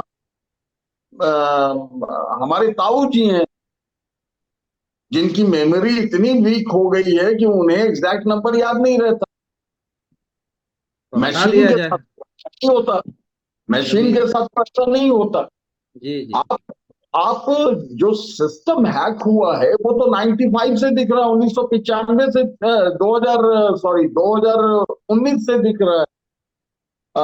क्योंकि उस वक्त कोर्ट में जब मामला गया था तो इलेक्शन कमीशन ने, चुनाव आयोग ने ये कहा था कोर्ट में कि हमारे पास ज्यादा वक्त नहीं है कि वीवीपैट गिन सके।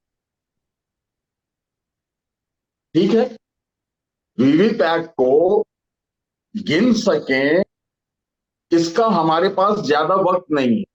2019 से लेकर के 2024 के बीच में उतना वक्त क्या उसको नहीं मिला कि वो वीवीपैट गिनने का सारा बंदोबस्त कर जी सके? फिर मेरा। इतना खर्चा क्यों?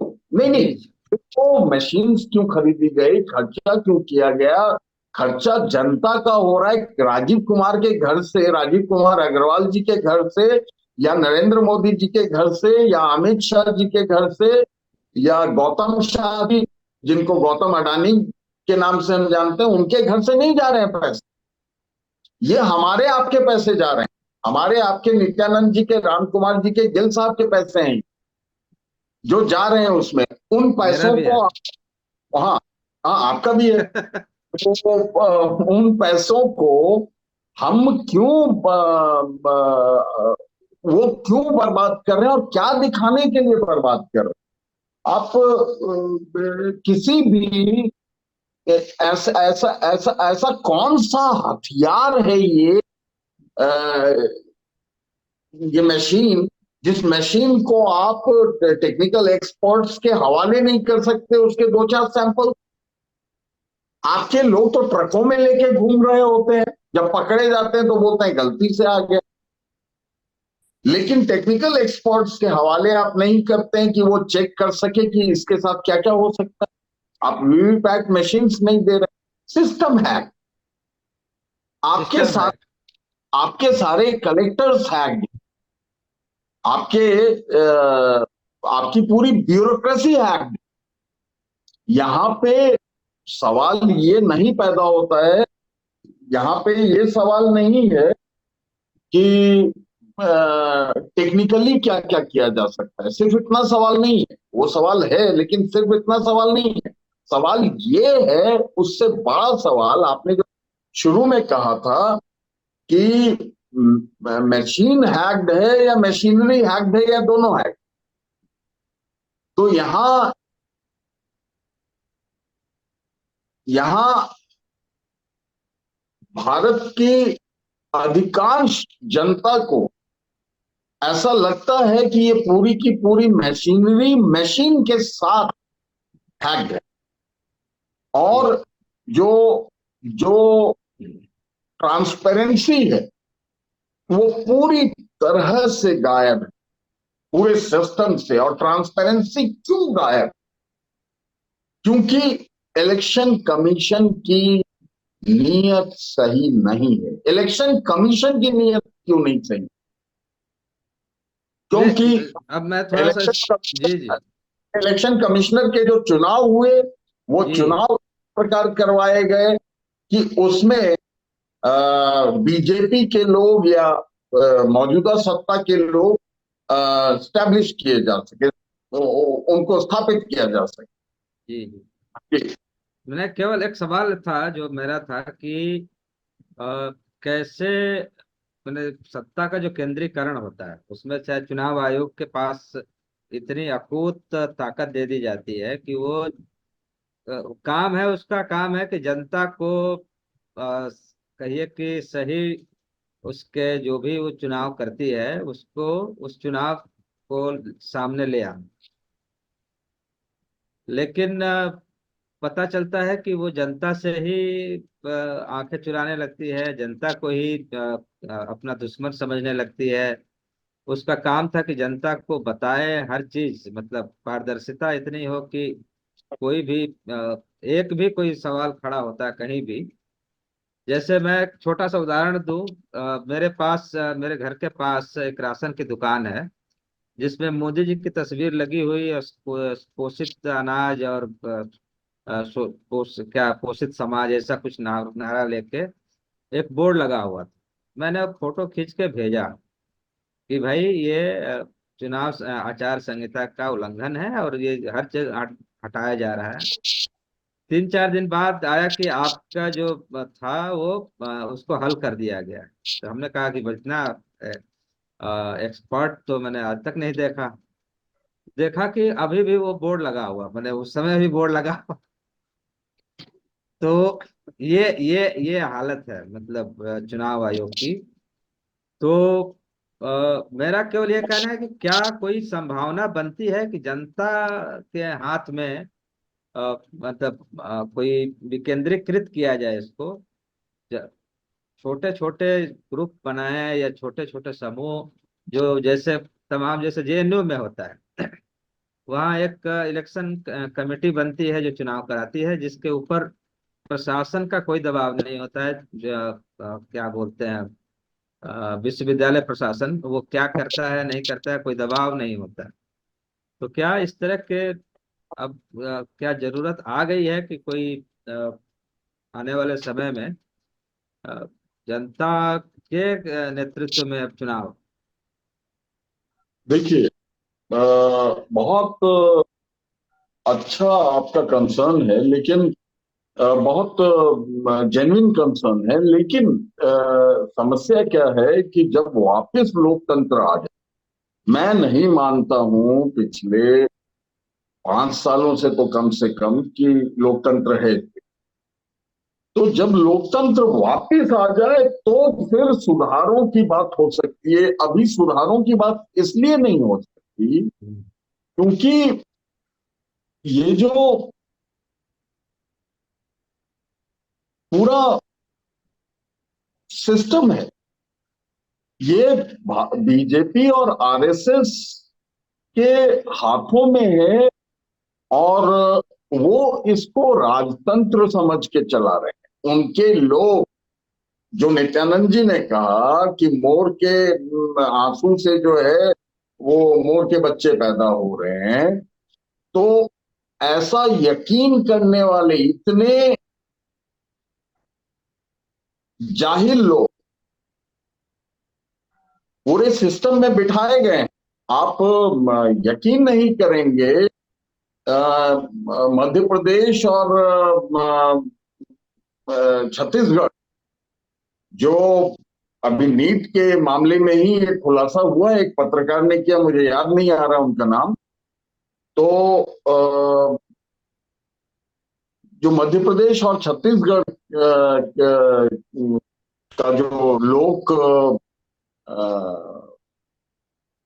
जो जो शिक्षा आयोग है वहां, उनके उनके चेयरमैन के पद के लिए एक प्रोफेसर इंटरेस्टेड थे, किसी कॉलेज के प्रोफेसर इंटरेस्टेड थे, और ये आरटीआई से खुलासा हुआ। अच्छा। और उन उन उन उन उनको नियुक्ति कैसे मिली? तो वो आरएसएस के दफ्तर गए, आरएसएस के एक बड़े अधिकारी का लेटर गया मुख्यमंत्री मध्य प्रदेश और मुख्यमंत्री छत्तीसगढ़ के ऑफिस में कि ये व्यक्ति जो हैं आरएसएस के बहुत अच्छे स्वयं सेवक हैं, और मुरली मनोहर जोशी और अटल बिहारी वाजपेयी जी के नजदीकी रहे हैं, और ये चाहते हैं कि इनको शिक्षा आयोग, जो भी है लोक शिक्षा आयोग, जिस किसी नाम से बुलाया जाता हो, वहां राज्य राज्य वहां लोक संघ सेवा आयोग होगा, मध्य प्रदेश जी राज्य लोक सेवा संघ सेवा आयोग। राज्य लोक सेवा आयोग हो, तो उसका चेयरमैन बना दिया जाए। और तारीफ की बात ये है कि उनको दोनों जगह के आयोग का चेयरमैन नियुक्त कर दिया गया, और तब से लेकर के अब तक वही है। तो जी जहां पे ये क्राइटेरिया चल रहा हो कि ये संघ के करीबी हैं, संघ के कार्यकर्ता हैं, इनको चेयरमैन बना दिया जाए, बस यही एक क्वालिफिकेशन चलता हो, भले वो खुद अच्छे से पढ़े हो ना ना पढ़े हो, अगर मतलब कि उनकी वो संभाल पाने की क्षमता रखते हो ना रखते हो, उन्हें नहीं, बना दिया। अब तो तो ऐसे सिस्टम में आप ये उम्मीद नहीं कर सकते कि देश जो है, देश की कोई भी व्यवस्था, चुनाव व्यवस्था सहित देश की कोई भी व्यवस्था जो है वो सुचारू रूप से चल पाए। जी, बहुत बहुत धन्यवाद गिल साहब। मैं आपके पास आ रहा हूँ। सवाल वही है कि क्या डिसेंट्रलाइजेशन की जरूरत है, या मतलब या कुछ थोड़ा बहुत अभी भी कोई संभावना बची हुई है जिससे कि सवाल सवाल अ, कहीं और है। जी। सवाल कहीं और है कि हम बहस कर रहे हैं, हम किसको समझाने की कोशिश कर रहे हैं गलत हो रहा है। हम्म। गलत क्यों नहीं होगा? जब आरएसएस का राज है, हिंदुत्व के नाम पर हिंदुत्व का अफीम चटाया जा रहा है, लोगों को राष्ट्रवाद का अफीम चटाया जा रहा है, लोग सोए हुए हैं। लोगों को जगाने का सवाल सवाल है कि ये इलेक्शन कमीशन का सवाल नहीं है। हम्म। हर संस्था कैप्चर कर ली गई। फांसीवाद है, फांसीवादी राज कायम किया जा रहा है, और उसमें सारी संस्थाओं को कब्जा करना जरूरी है, और एक हिटलर बनाना जरूरी है। एक हिटलर का पेश करके सारी संस्थाओं पर कब्जा करना, और सारी संस्थाओं पर कब्जा करने वाले आरएसएस जो है, इनका एसेस, जैसे हिटलर का एसेस था, ये आरएसएस इनका एसेस है। और आरएसएस सक्रिय है, लोगों को रोज अफीम चटा रहा है, लोग सोए हुए हैं। और हम यहाँ पर बात कर रहे हैं कि ये हो गया, वो एक हट गया, एक एक राजीव कोई नाम का आदमी है, वो बदमाश है। कोई बदमाश नहीं, टोटल सिस्टम कैप्चर हो चुका है। इस हम्म। वक्त बहुत बड़ी लड़ाई है। ये लड़ाई छोटी लड़ाई नहीं है, ये लड़ाई इलेक्शन की लड़ाई नहीं है, ये लड़ाई उससे बड़ी लड़ाई है। कि अगर हमें जो भी एक डेमोक्रेसी थी उसको बचाना है, जो भी प्लूरलिज्म था भारत में बचाना है, तो संघ के खिलाफ लड़ाई लड़ाई कठिन नहीं हो। ये एक बड़ी लड़ाई है, जो कि कम्युनिस्टों को, बाकी जो डेमोक्रेटिक लोग हैं उनके साथ मिलकर लड़ना होगा। जो बड़ी बड़ी संस्थाएं हैं, हमारी जो जन संस्थाएं हैं, जैसे कि आपके किसानों की संस्था, मजदूरों की संस्था, और बाकी संस्थाएं, सब मिलकर उनको एकजुट करना होगा हमें। कि इसमें आज हमें के खिलाफ लड़ने के लिए सबको एकजुट होना पड़ेगा। और ये लड़ाई फांसीवाद के खिलाफ लड़ाई है। उसमें एक छोटा सा हिस्सा है इलेक्शन। इलेक्शन तो कैप्चर करेंगे, इलेक्शन खत्म कर देंगे। अभी इलेक्शन कैप्चर में बात कर रहे हैं, ये तो इलेक्शन खत्म कर देंगे। ये अभी इस वक्त इनके खिलाफ में इलेक्शन की लड़ाई नहीं है, इसके खिलाफ एक हमारा ये माइंड की लड़ाई है, दिमाग की लड़ाई है। वो दिमाग कैप्चर कर रहा है लोगों को। पहले संस्थाएं कैप्चर करी, अब दिमाग कैप्चर कर रहा है। दिमाग को खराब किया जा रहा है। ये उन्मादी लोग, जो मैं उनको हिंदू जिहादी कहता हूँ, उन्मादी लोग हैं लोग। ये लोग हर तरह का उन्माद फैला रहे हैं, और हमारी जनता बड़े पैमाने पर सोई हुई है। मैं मैं नहीं समझता हूँ कि वो जाग रही है। अभी भी इनकी ताकत बहुत ज्यादा है, और उस ताकत के खिलाफ लड़ने का एक ही तरीका है कि लोगों को जाकर जगाएं हम। लोगों को जगाने के लिए हमें काम करना पड़ेगा, लोगों के बीच में जाना पड़ेगा। और जितनी संस्थाएं हैं, जो भी जन संगठन है, कम्युनिस्ट पार्टियों की, दूसरे लोगों की जन संगठन, सब इकट्ठे होकर, किसानों की जन संगठन जितने हैं, किसानों ने दिखा दिया था कितनी ताकत है जन संगठन, मजदूर की जन संगठन है, और सब लोग मिलकर इस पर बात करें। इन चीजों पर लोगों के पास जाएं, कि कहें कि हमें क्या करना है, हमें कैसा मुल्क देश चाहिए, कैसा मुल्क चाहिए। क्या जी। हमें ऐसा मुल्क चाहिए जो कि कठमुल्लों के हाथ में चला जाए? मैं कठमुल्ला जो बोल रहा, वर्ड मुल्ला नहीं है, कट मुल्ला हो या वो कट पंडित हो, कोई भी हो, काट का पंडित काट का मुल्ला दोनों चलेगा। वो अब हम कहाँ जा रहे हैं? हम अब गड्ढे में जा रहे हैं, देश गड्ढे में जा रहा है इस वक्त। बहुत जरूरी है तुरंत लोग खड़े हो और एक बड़ी मुहिम छेड़े हैं खिलाफ। और वो मुहिम का एक रुख होना चाहिए, आरएसएस के खिलाफ, बीजेपी के खिलाफ बस। और बीजेपी आरएसएस जो जाता है वो दलाल है, उस सब के खिलाफ हमारे मुहिम होनी चाहिए। और उस मुहिम में राहुल गांधी ने एक अच्छा रोल किया था, जिसका उसका लोगों में थोड़ा जागृति आई, जब उसने कहा कि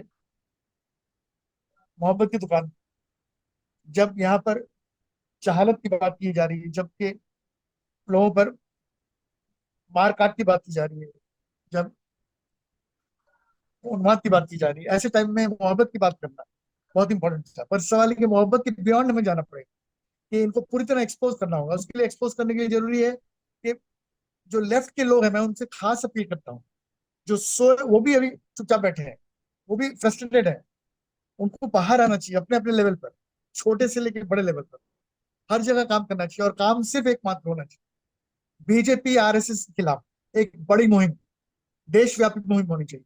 इस पर नो कोई बात नहीं होना चाहिए, इट शुड बी एक तरफा, and there is no argument about it. इसलिए हम, कौन राजीव है, कौन जज है, सब कैप्चर्ड है, पूरा स्टेट कैप्चर कर लिया है। और ये करके अभी इलेक्शन हो रहा है, अभी इलेक्शन में नहीं होगा आने वाले दिनों में। और ये लोग अब जो है, जब इनकी ताकत पर थोड़ा बहुत भी असर लगेगा कि कोई खतरा आ रहा है, तो ये और भयंकर ढंग से अटैक करें। अभी हमें तैयार रहना चाहिए इसके लिए कि जी, इनका अभी अभी नया अटैक। अभी अरुंधति पे भी 10 साल पुराना कोई बयान पे यूएपीए लगाने की बात हो रही है। ये सब ये शुरुआत है, अभी शुरुआत है। जी, ये तो शुरुआत है। इसीलिए अ, हमें पूरी तरह जी तैयार तो रहना पड़ेगा, और हमें लड़ने के लिए तैयार रहना पड़ेगा, लड़ने के लिए हर तरह से। और जी अभी लड़ाई शुरू हुई है, जी अभी जी इलेक्शन में लड़ाई नहीं चली। इलेक्शन एक उसका छोटा सा हिस्सा था।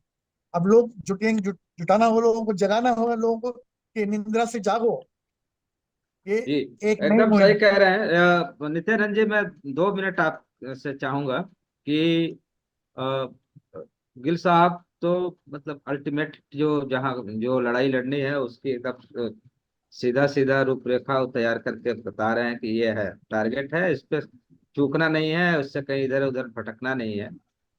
लेकिन थोड़ा सा प्रयास हुआ इस बार, चाहे जितना भी कुछ भी कर ले, तमाम मशीन और मशीनरी के हैक के बावजूद जनता ने इनको औकात में ले आ दिया 240 के नीचे। और यदि वो सब नहीं हुआ होता तो मुझे लगता है कि कांग्रेस से भी छोटी पार्टी बीजेपी होती है आज के डेट में। तो क्या अब ये कहें कि हथौड़ा मतलब लोहा गर्म है और इस पे अब काम जो है आपको अ, करते रहना चाहिए, और खास करके बंगाल ने ये रास्ता दिखाया भी है। नहीं, मैं चाहता हूँ कि गिल सर कैमरा ऑफ ना करे, 1 मिनट के लिए आ जाए। मैं गिल सर का तो पहले तो मैं धन्यवाद ये करना चाहूंगा कि जो शुरू में, इससे पहले जो मैंने कही थी, गिल सर ने वही बात कही। मैंने कम्युनिस्ट पार्टी को जिक्र किया था कि लोगों को जगाने का काम करना चाहिए, चाहे कांग्रेस हो, चाहे वामपंथी पार्टियां हो। ये मैंने ये बात भी कही। और गिल सर ने मतलब मेरी उस बात को ये कह दिया कि हाँ, बच्चा सही बोल रहा है, क्योंकि मैं तो छोटा हूँ। नहीं नहीं, तो मैं एकदम ये सही कह रहा हूँ, बात है। नहीं, मैं ये नहीं, कह रहा हूँ कि गिल सर हम वही बात सबके कह रहे हैं। हम सबका कंसर्न हाँ, यही है। तो जी मैं जी ये जी। कह रहा हूँ कि मेरा वो वही मेरा बात कह फ्रस्ट्रेशन बोल रहा था, रहे हैं। मेरा हाँ, फ्रस्ट्रेशन बोल रहा था। बिल्कुल बिल्कुल। तो मैं जिस पोजीशन में था, गिल सर भी उसी पोजीशन में, तो मेरा और गिल सर का, हम लोग एक ही लाइन के लोग हैं, तो हमारा फ्रस्ट्रेशन वही है। तो आप कह रहे थे ना बार बार, नित्यानंद जी बहुत गुस्से में लगे थे, मैं गुस्से में नहीं हूँ। मैं उसी पोजीशन में जो गिल सर जिस पोजीशन में, जी मैं जी युवा हूँ, तो हो सकता है कि मेरा फ्रस्ट्रेशन थोड़ा तेज निकला हो। जी। ठीक है ना, नहीं नहीं, मैं वो ये बात अब कह रहा हूँ, मैं पहली बात। जो सवाल सवाल पे आइए। हाँ सवाल मैं आ रहा हूँ, सवाल आपका जो जी। है वो सवाल बहुत नया नहीं है, मैं आपको कह दूं। दूसरी बात, मैं आपको 2-3 टेक्निकल एग्जांपल में दे रहा हूँ। हम्म, मैं जब बहुत छोटा था ना, जब इंटरनेट का हमें पता नहीं था इंटरनेट वेट क्या होता है। आपको मालूम है कि कोई बाहर से गाड़ी आई थी जो रिमोट से चलता था, ऐसे चला देते बैटरी से, और रिमोट से चलता था वो गाड़ी। हम्म, ठीक है ना, उसमें पता नहीं, वो ये सब मालूम नहीं था कि चिप और ये सब पता नहीं था क्या होता था। ये उस वक्त की बात बता रहा हूँ, मैं जब छोटा था। तो मैं छोटा था, याद कीजिए, 80s की बात मैं कह रहा हूँ। उस वक्त वो गाड़ी ये एक लगा देता था, ऐसे बैटरी होता तो घूमता था इधर उधर जाता। तो ये जो बात लोग नेट और तमाम चीजों की कह रहे हैं, ईवीएम, रेडियो, मैं रेडियो की फ्रिक्वेंसी बात कीजिए ना, रेडियो में कोई नेट तो होता नहीं था, पहले नहीं था ना, कैसे घूमता था? आप घुमा दिए, पकड़ लिया, आप तो रिमोट आ गया, आपने मोबाइल से भी रेडियो कर सकते। तो ये जो तर्क दिए जाते हैं कि ईवीएम हैक नहीं हो सकता, फला नहीं हो सकता, ये पूरी तरह से झूठ है, इसको छुपाने का काम किया। और इसमें कांग्रेस लेके जरूर आई थी, लेकिन कांग्रेस का ये मंशा नहीं था। टेक्नोलॉजी के साथ चलने की बात थी। इसलिए जो बार बार कहते हैं कि कांग्रेस लेके आई थी, ये बात बिल्कुल झूठ। लेके आई थी तो बीजेपी, क्योंकि इस टेक्नोलॉजी से वाकिफ नहीं थी, डर गए थे। और ये जो नरसिम्हा था, जीवीएल ये भी नरसिम्हा, तो इनको इनको ये कहना पड़ा था, डेमोक्रेसी एट रिस्क जो है किताब निकालनी पड़ी। ये डर गए थे कि हम क्या करेंगे, क्योंकि पिछड़े हुए थे। लेकिन इस दौरान जो बाकी पार्टियों को, कांग्रेस और इन लोगों को करना चाहिए था, वो नहीं कर पाए। कम्युनिस्ट तो सबसे ज्यादा पिछड़े हुए हैं, आज भी पर्चा बांटते। जब आज साइबर वॉर की बात हो रही है और जब डिजिटल की बात हो रही है, तो आज भी वो पर्चा बांट रहे हैं। आप पर्चा मत बांटिए, आप लोगों से मिलिए। लेकिन टेक्नोलॉजिकली जो है, टेक्निकली उनको एजुकेट भी कीजिए, ये काम वो नहीं कर पा रहे। उनका आईटी सेल सबसे कमजोर है। जो वाम दल है उनका आईटी, आप देखिए ना, वो हार गए, वहां वो खामोश बैठे हैं। आपको कोई खबर मिलती है? क्यों नहीं वो वायरल होते? आप मेन मीडिया को छोड़ दीजिए, मैंने ये बात आपसे कही थी, आपके सामने की बात है, आपके साथ मैं रहा हूँ जंतर मंतर पे। वृंदा करात से मैंने सवाल किया था, आपको याद है ना, कि त्रिपुरा कैसे हार गए हैं। जी जी मशीनरी तो राज्य सरकार के पास थी ना। जो मशीनरी राज्य सरकार के पास थी, तो कैसे कब्जा हो गया? मैंने पिछले बार भी ये सवाल किया था कि जो कम्युनिस्ट शासित जो राज्य है, वहां पे बीजेपी या आरएसएस का, केरल में कैसे जीत गए एक सीट? पूरी मशीनरी आपके पास है। तो क्या कारण है कि आपके उसके नीचे उनका उनकी शाखाएं फैल रही है, और इतना, आप इतने डेमोक्रेट थे भाई, तो किसानों को गोली क्यों मारे फिर आप नंदीग्राम में और सिंगूर में?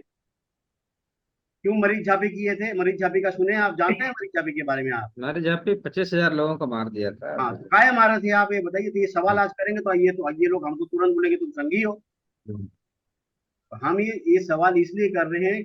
अच्छा हुआ कि गिल सर वहाँ पे है। मैं वही कह रहा हूँ कि गिल सर और हम जो है, और हम तमाम लोग जो यहाँ बैठे हैं, हम उसी दिशा में सोच रहे हैं जो लोकतंत्र के पक्ष में। पहले ये जो टेक्निकली मैंने रेडियो और ये तमाम चीजें जी पहले भी जी करी। आपने सवाल पूछा कि कैसे हो सकता है, उसका एक ही है सोल्यूशन, जो गिल सर ने कहा कि आज की तारीख में ये तो सिर्फ पार्टियों के भरोसे नहीं, मेरा सवाल ये तमाम। था जी। कि थोड़ा सा यदि विपक्ष ने थोड़ी सी हिम्मत दिखाई है तो इनको 240 पे रोक दिया। हालांकि यदि ढंग से हुआ होता, काउंटिंग साउंटिंग जो भी हुआ होता, तो कांग्रेस से भी मतलब 100 से नीचे भी शायद उनकी संख्या चली ये गई होगी। ये देखिए, ये पूरा सपना मैं आपको बता नहीं दूं। नहीं, मतलब जो जिस तरह की चीजें आ रही हैं, हाँ, हो सकता है कि 200 हो, मुझे उसमें नहीं मैं जाना। व्यक्तिगत रूप से अपनी बात तो कह ही सकता हूँ ना। जी जी हाँ। जरूर नहीं है तो कि मैं आपके ट्रैप में आऊं।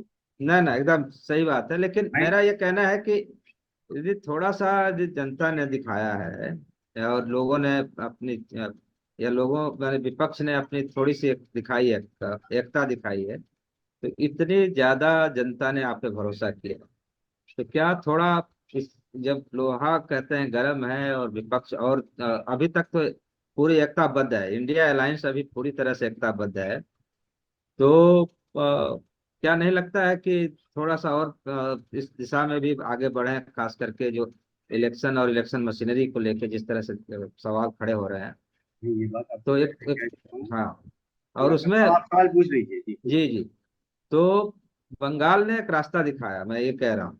यूपी जिसको कहा जाता था कि सबसे ज्यादा धर्मांध है, ये है वो है, वहाँ इन्होंने मतलब उनको मतलब समाजवादी पार्टी से भी नीचे ले आकर कर दिया, जबकि वहाँ बीजेपी की गवर्नमेंट है। तो जनता तो तैयार है। हाँ, मैं देखिए, जो आपने यूपी की बात कही, मैं बहुत स्पष्ट ये बात कह दूं। राम कुमार सर इससे पहले कह के गए। उसका एक कारण ये था कि यूपी का जो है, वो यहाँ पे विघ्नेश सर बैठे हुए बताएंगे, यूपी में इनके संगठन में लड़ाई थी, योगी और मोदी के बीच में लड़ाई थी पहली बार। उसका फायदा हुआ है, उसका फायदा विपक्ष को मिला है, कांग्रेस को, सपा को मिला है पहली बार।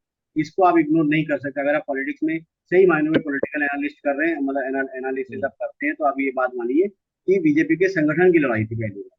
दूसरी बात है कि आरएसएस ने पूरी तरह से इनको छोड़ दिया।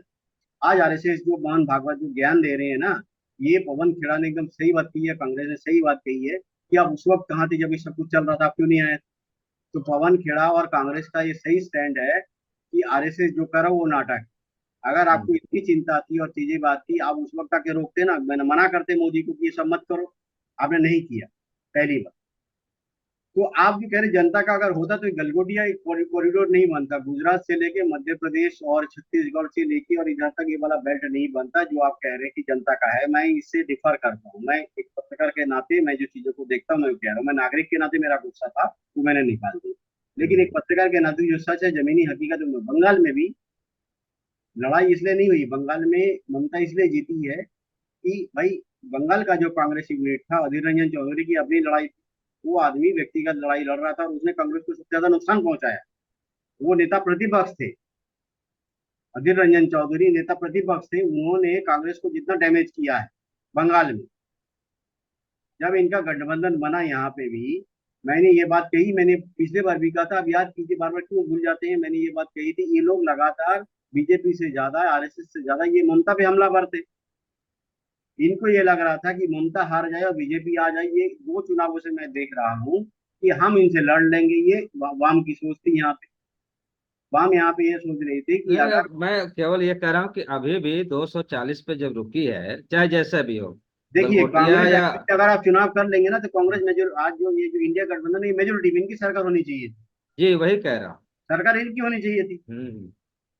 तो मैं कह रहा हूँ कि यदि अभी एक यूनाइटेड ढंग से इंडिया अलायंस जब काम कर रही है, लगी हुई है, 3 राज्यों के चुनाव भी हैं, उसकी भी तैयारी हो रही है, और इसमें भी घेरने की बात हो रही है संसद में भी, तो कहीं एक ना कहीं रास्ता तो निकल के आ रहा है, और कल मुझे के लगता जरूर है आएगा, कि लेकिन अगर जी मैं कह रहा हूँ फिर से रेडियो का अगर रिमोट आपके पास है ना, ईवीएम की चुनाव तो ईवीएम से ही होना है ना। ईवीएम से होना, जी जी। आप देखिए बेसिक बात आप क्यों भूल रहे हैं, मैंने आपकी साइकिल चलानी है, हम्म। आपने चेन में इतना तेल डाल दिया कि वो बीच रास्ते में जाके लूज होके मेरा पैडल ढीला हो जाएगा, मैं चला नहीं पाऊंगा, तो मुझे सफदरजंग से वापस आना पड़ेगा जेएनयू तक। मैं हम्म। जो आपको बात कह रहा हूँ ये इसका नहीं जो वो तो गिल वो सर तो कह रहे थे कि वो फर्स्ट तो वोट है। लड़ाई वही कर रहे हैं, उसकी लड़ाई तो लड़नी ही पड़ेगी। हाँ तो ये जो जब ये जी। जब डिस्पैरिटी आ गई थी कि इतने इतने जगह पे इतने चुनाव आए तो वहीं पे चोरी पकड़ी गई ना, कि जो हम्म। एक्चुअल वोट हुए थे आप ईवीएम को भूल जाइए। आप ये कहिए कि जो इन्होंने संख्या दी थी, जब संख्या पकड़ देखिए पूरी हर तरह से ये नंगे हो चुके हैं, चुनाव आयोग और सत्ता पक्ष पूरी तरह से नंगा हो चुका है। तो ऐसे में काम क्या बचता है? हम और आप यहाँ चर्चा कर रहे हैं, हमें चिंता है देश, हम बात कर रहे हैं। मैं ये कह रहा हूँ कि जिनके पास संसाधन हमसे ज्यादा है, कई ज्यादा है, जिनके पास एक्सपर्ट ज्यादा है, जिनके पास सलाहकार ज्यादा है, मैं कह रहा हूँ कि अगर वो मूवमेंट छेड़े तो ये हम जैसे जो लोग हैं तो और भी लोग होंगे, यहाँ मैं बैठा हूँ आप बैठे हैं, नहीं ना, ऐसे हजार लाखों लोग हैं जो लाखों काम कर लोग रहे होंगे हैं। तो उनसे जी। जुड़ेंगे। लेकिन वो मुहिम तो छेड़े भाई, हमें जी इंतजार इस बात का है। जी जी, बहुत बहुत धन्यवाद विघ्नेश भाई। बस टाइम हो रहा है, और मुझे लगता है कि 2 मिनट में आप इसको समाप्त कर दें तो ज्यादा बेहतर होगा। जी मैं कोशिश करूंगा। जी। आवाज आ रही है? हाँ हाँ, आवाज आ रही है जी। मैं कोशिश करूंगा क्योंकि इसमें कुछ पहलू। जी।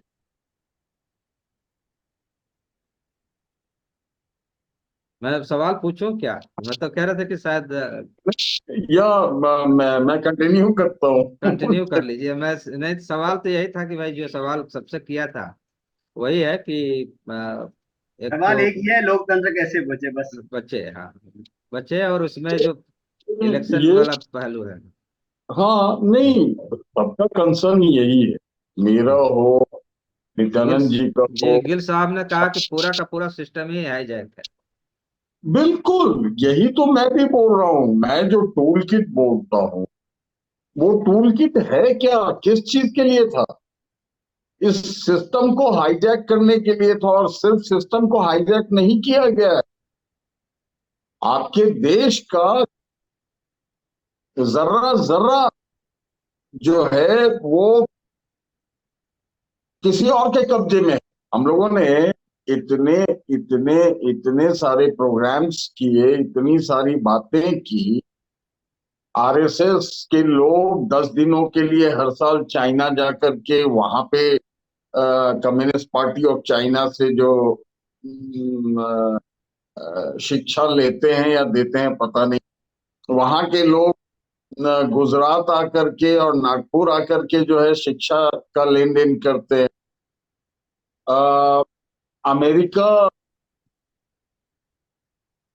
का जो स्टैंड है वो एक अलग किस्म का है, या वेस्टर्न कंट्रीज का टोटल आप रख लीजिए, अब इतने बारीकी से बात करने की जरूरत नहीं है। जो वेस्टर्न कंट्रीज है उनका एक अलग अप्रोच है। मनमांगी चीजें दे करके आप दूसरे देशों को, मनमांगी चीजें अपने देश की, कल भी तो बात हो रही थी हमारी कि एक अमेरिकन कंपनी को 70% सब्सिडी दे करके, और ये सवाल मैं तो उठा नहीं रहा हूं, एक केंद्रीय मंत्री जो आपके नए नवेले हैं जो कि जेडीएस से हैं, वो उठा रहे हैं ये सवाल कि 70% सब्सिडी गुजरात में आप एक फॉरेन कंपनी को दे देते हैं। किस वजह से देते हैं? आप कहते हैं कि वो चिप मैन्युफैक्चर करेगा, लेकिन यहाँ तो चिप असेंबल होने वाला है, मैन्युफैक्चर नहीं होने वाला है। तो जो पूरा का पूरा सिस्टम है वो, इनफैक्ट अगर आप बहुत बारीकी से देखें, जो हमारी ब्यूरोक्रेसी है, जो पूरा सिस्टम है, वो ब्रोकर में तब्दील हो चुका है। बहुत बड़ी वो बात बोल रहे हैं। वो अब गवर्नेंस नहीं दे रहे हैं आप, वो आपकी आप आप आपके रिसोर्सेज की लाइजनिंग कर रहे हैं, अपने देश के रिसोर्सेज की लाइजनिंग कर रहे हैं कॉरपोरेट वर्ल्ड से। वो ब्रोकर में तब्दील हो चुके हैं, वो अब आपको गवर्नेंस नहीं दे रहे हैं। अब पब्लिक एडमिनिस्ट्रेशन पढ़ के कोई नहीं आता। 10% जो लोग हायर ब्यूरोक्रेसी में आ रहे हैं थ्रू लेटरल एंट्री सिस्टम, और वो जो बिजनेस वर्ल्ड के लोग हैं वो क्या करने के लिए आ रहे हैं? लाइजनिंग करने और लाइजनिंग सिखाने के लिए आ रहे हैं। ये सारे लाइजनर्स बन चुके हैं, ये आदेश का पालन करेंगे संघ के और नरेंद्र मोदी के और भाजपा के। वो सभी लाइजनिंग में इतने ज्यादा इन्वॉल्व हो चुके हैं कि सबके सबके कच्चे चिट्ठे पड़े हुए हैं, सबके कच्चे चिट्ठे पड़े हुए हैं उधर होम मिनिस्ट्री में और फाइनेंस मिनिस्ट्री में और बाकी मिनिस्ट्रीज में। तो आप इनसे ये उम्मीद नहीं कर सकते। गिल साहब की ही वही बात है जो जिससे सभी, मेरा मेरा ये कहना है कि ठीक है। ये एक बहुत बड़ी लड़ाई है। बस दो लाइनों समाप्त कर रहा हूं कि ये बहुत बड़ी लड़ाई है, और ये जो वॉर है ये सिर्फ विपक्ष की लड़ाई नहीं है, विपक्ष का वॉर नहीं है, ये पूरी की पूरी जनता की लड़ाई है। आप चुनाव के माध्यम से, सिर्फ चुनाव के माध्यम से उन्हें परास्त नहीं कर सकते। उनका हर चीज पे कब्जा हो चुका है, और गिल साहब की ही बात है कि इस वॉर को अब एक एक इंसान को, जो भारतीय है, जिसमें भारतीयता है, और जो भारत को बचाना चाहता है, जो भारत के 143 करोड़ पॉपुलेशन को बचाना चाहता है, उनको एक एक साथ आना पड़ेगा, एकजुट होना पड़ेगा, मुहिम छेड़नी पड़ेगी। विपक्ष को इसमें स्ट्रैटेजिकली स्ट्रैटेजिकली लीड लेना पड़ेगा, और लेना चाहिए। अगर नहीं लेते हैं, सही बात है, हमारे पास वक्त बहुत कम है, विपक्ष के पास, देश के पास, सबके पास वक्त बहुत कम है, अगर नहीं लेते हैं तो बहुत जी जी। मुश्किल है। बहुत जी। बहुत धन्यवाद आप सभी लोगों का, और खास करके ईवीएम से शुरू हुई बात अब पूरे सत्ता का किस तरह से वो मतलब एक तरह से बंधक बना लिया गया है, हाईजैक कर लिया गया है। अब उसकी लड़ाई है, जो पहले गिल साहब ने कहा था कि दूसरी आजादी की लड़ाई। बिल्कुल। तो दूसरी आजादी की लड़ाई कैसे लड़ी जाएगी, उसके क्या तरीके होंगे। उसका एक तरीका था कि चुनाव में हरा दें, और चुनाव में हरा के तमाम चीजें हम जो है संविधान को भी बचा लेंगे, भाईचारे को भी बचा लेंगे। एक जो विविधतापूर्ण जो समाज है उसको भी हम बचा बचा पाएंगे। तो बहुत सारे इस बहस से, इस विमर्श से बहुत सारे पॉइंट्स निकल के आए हैं, जिसपे मुझे लगता है कि आगे चल के एक एक पॉइंट्स पे हम चाहें तो अ, बड़े बड़े विमर्श की ओर हम बढ़ सकते हैं, क्योंकि मैं इसे में विमर्श एक तो बात कहना करना चाहता हूँ पड़ेगा। विवेक की कि मैं थोड़ा शायद थोड़ा ज्यादा एग्रेसिव रहा, तो मैं उसके लिए क्षमा मांगता हूँ जो अगर किसी को बुरा नहीं लगा नहीं, तो। ठीक है, वो जरूरी है, और आपकी भावना है और आपका अधिकार है। यहाँ इसीलिए हम लोग बैठे हुए हैं, इसमें कोई किसी तरह का कुछ नहीं है। और जो बात है वो बोलना चाहिए, और कम से कम ये प्लेटफॉर्म तो इसी के लिए है। बाकी अब इस प्लेटफॉर्म से किसी को नाराजगी है तो वो अलग बात है। उसमें हो सकता है कि सत्ता पक्ष को भी नाराजगी हो, या कोई हमारे विरोधी है उनको नाराजगी हो, वो उनकी अपनी समझ है। लेकिन हमारी अपनी जो समझ है हम तो यहाँ रखेंगे, और इसलिए रखेंगे कि हम केवल पत्रकार होने के नाते या एक मीडिया कंपनी चलाने के नाते नहीं रख रहे हैं। ये केवल और केवल एक जागरूक नागरिक होने के नाते, देश को बचाने के लिए, समाज को बचाने के लिए जो लड़ाई लड़ी जा रही है, लाखों करोड़ों लोग जो लड़ रहे हैं, लाखों करोड़ों लोग जो तिल तिल मर रहे हैं, उन सबके साथ हमारा हमारा भी आवाज है। हम कोई अलग से कोई आवाज नहीं किसी का बनने जा रहे हैं। तो बहुत बहुत धन्यवाद आप सभी का, गिल साहब आपका भी, नित्यानंद जी आपका भी, और विघ्नेश भाई एज यूजुअल आपका भी बहुत बहुत आभार। कि दूसरा, जो दर्शक देख रहे हैं उनसे मैं गुजारिश करूंगा कि आप हमारे चैनल को कम से कम लाइक तो कर ही दें, सब्सक्राइब कर दें तो बहुत बढ़िया रहेगा। शेयर करते हैं, आपके लायक लगता है कि हाँ ये शेयर करने लायक है तो शेयर जरूर करें, और अपने राय से अवगत जरूर कराएं, कि इससे हम आगे चल के एक ज्यादा से ज्यादा इंक्लूसिव बहस या विमर्श हम खड़ा कर पाए। इसी उम्मीद के साथ शुभ रात्रि, शब्बा खैर।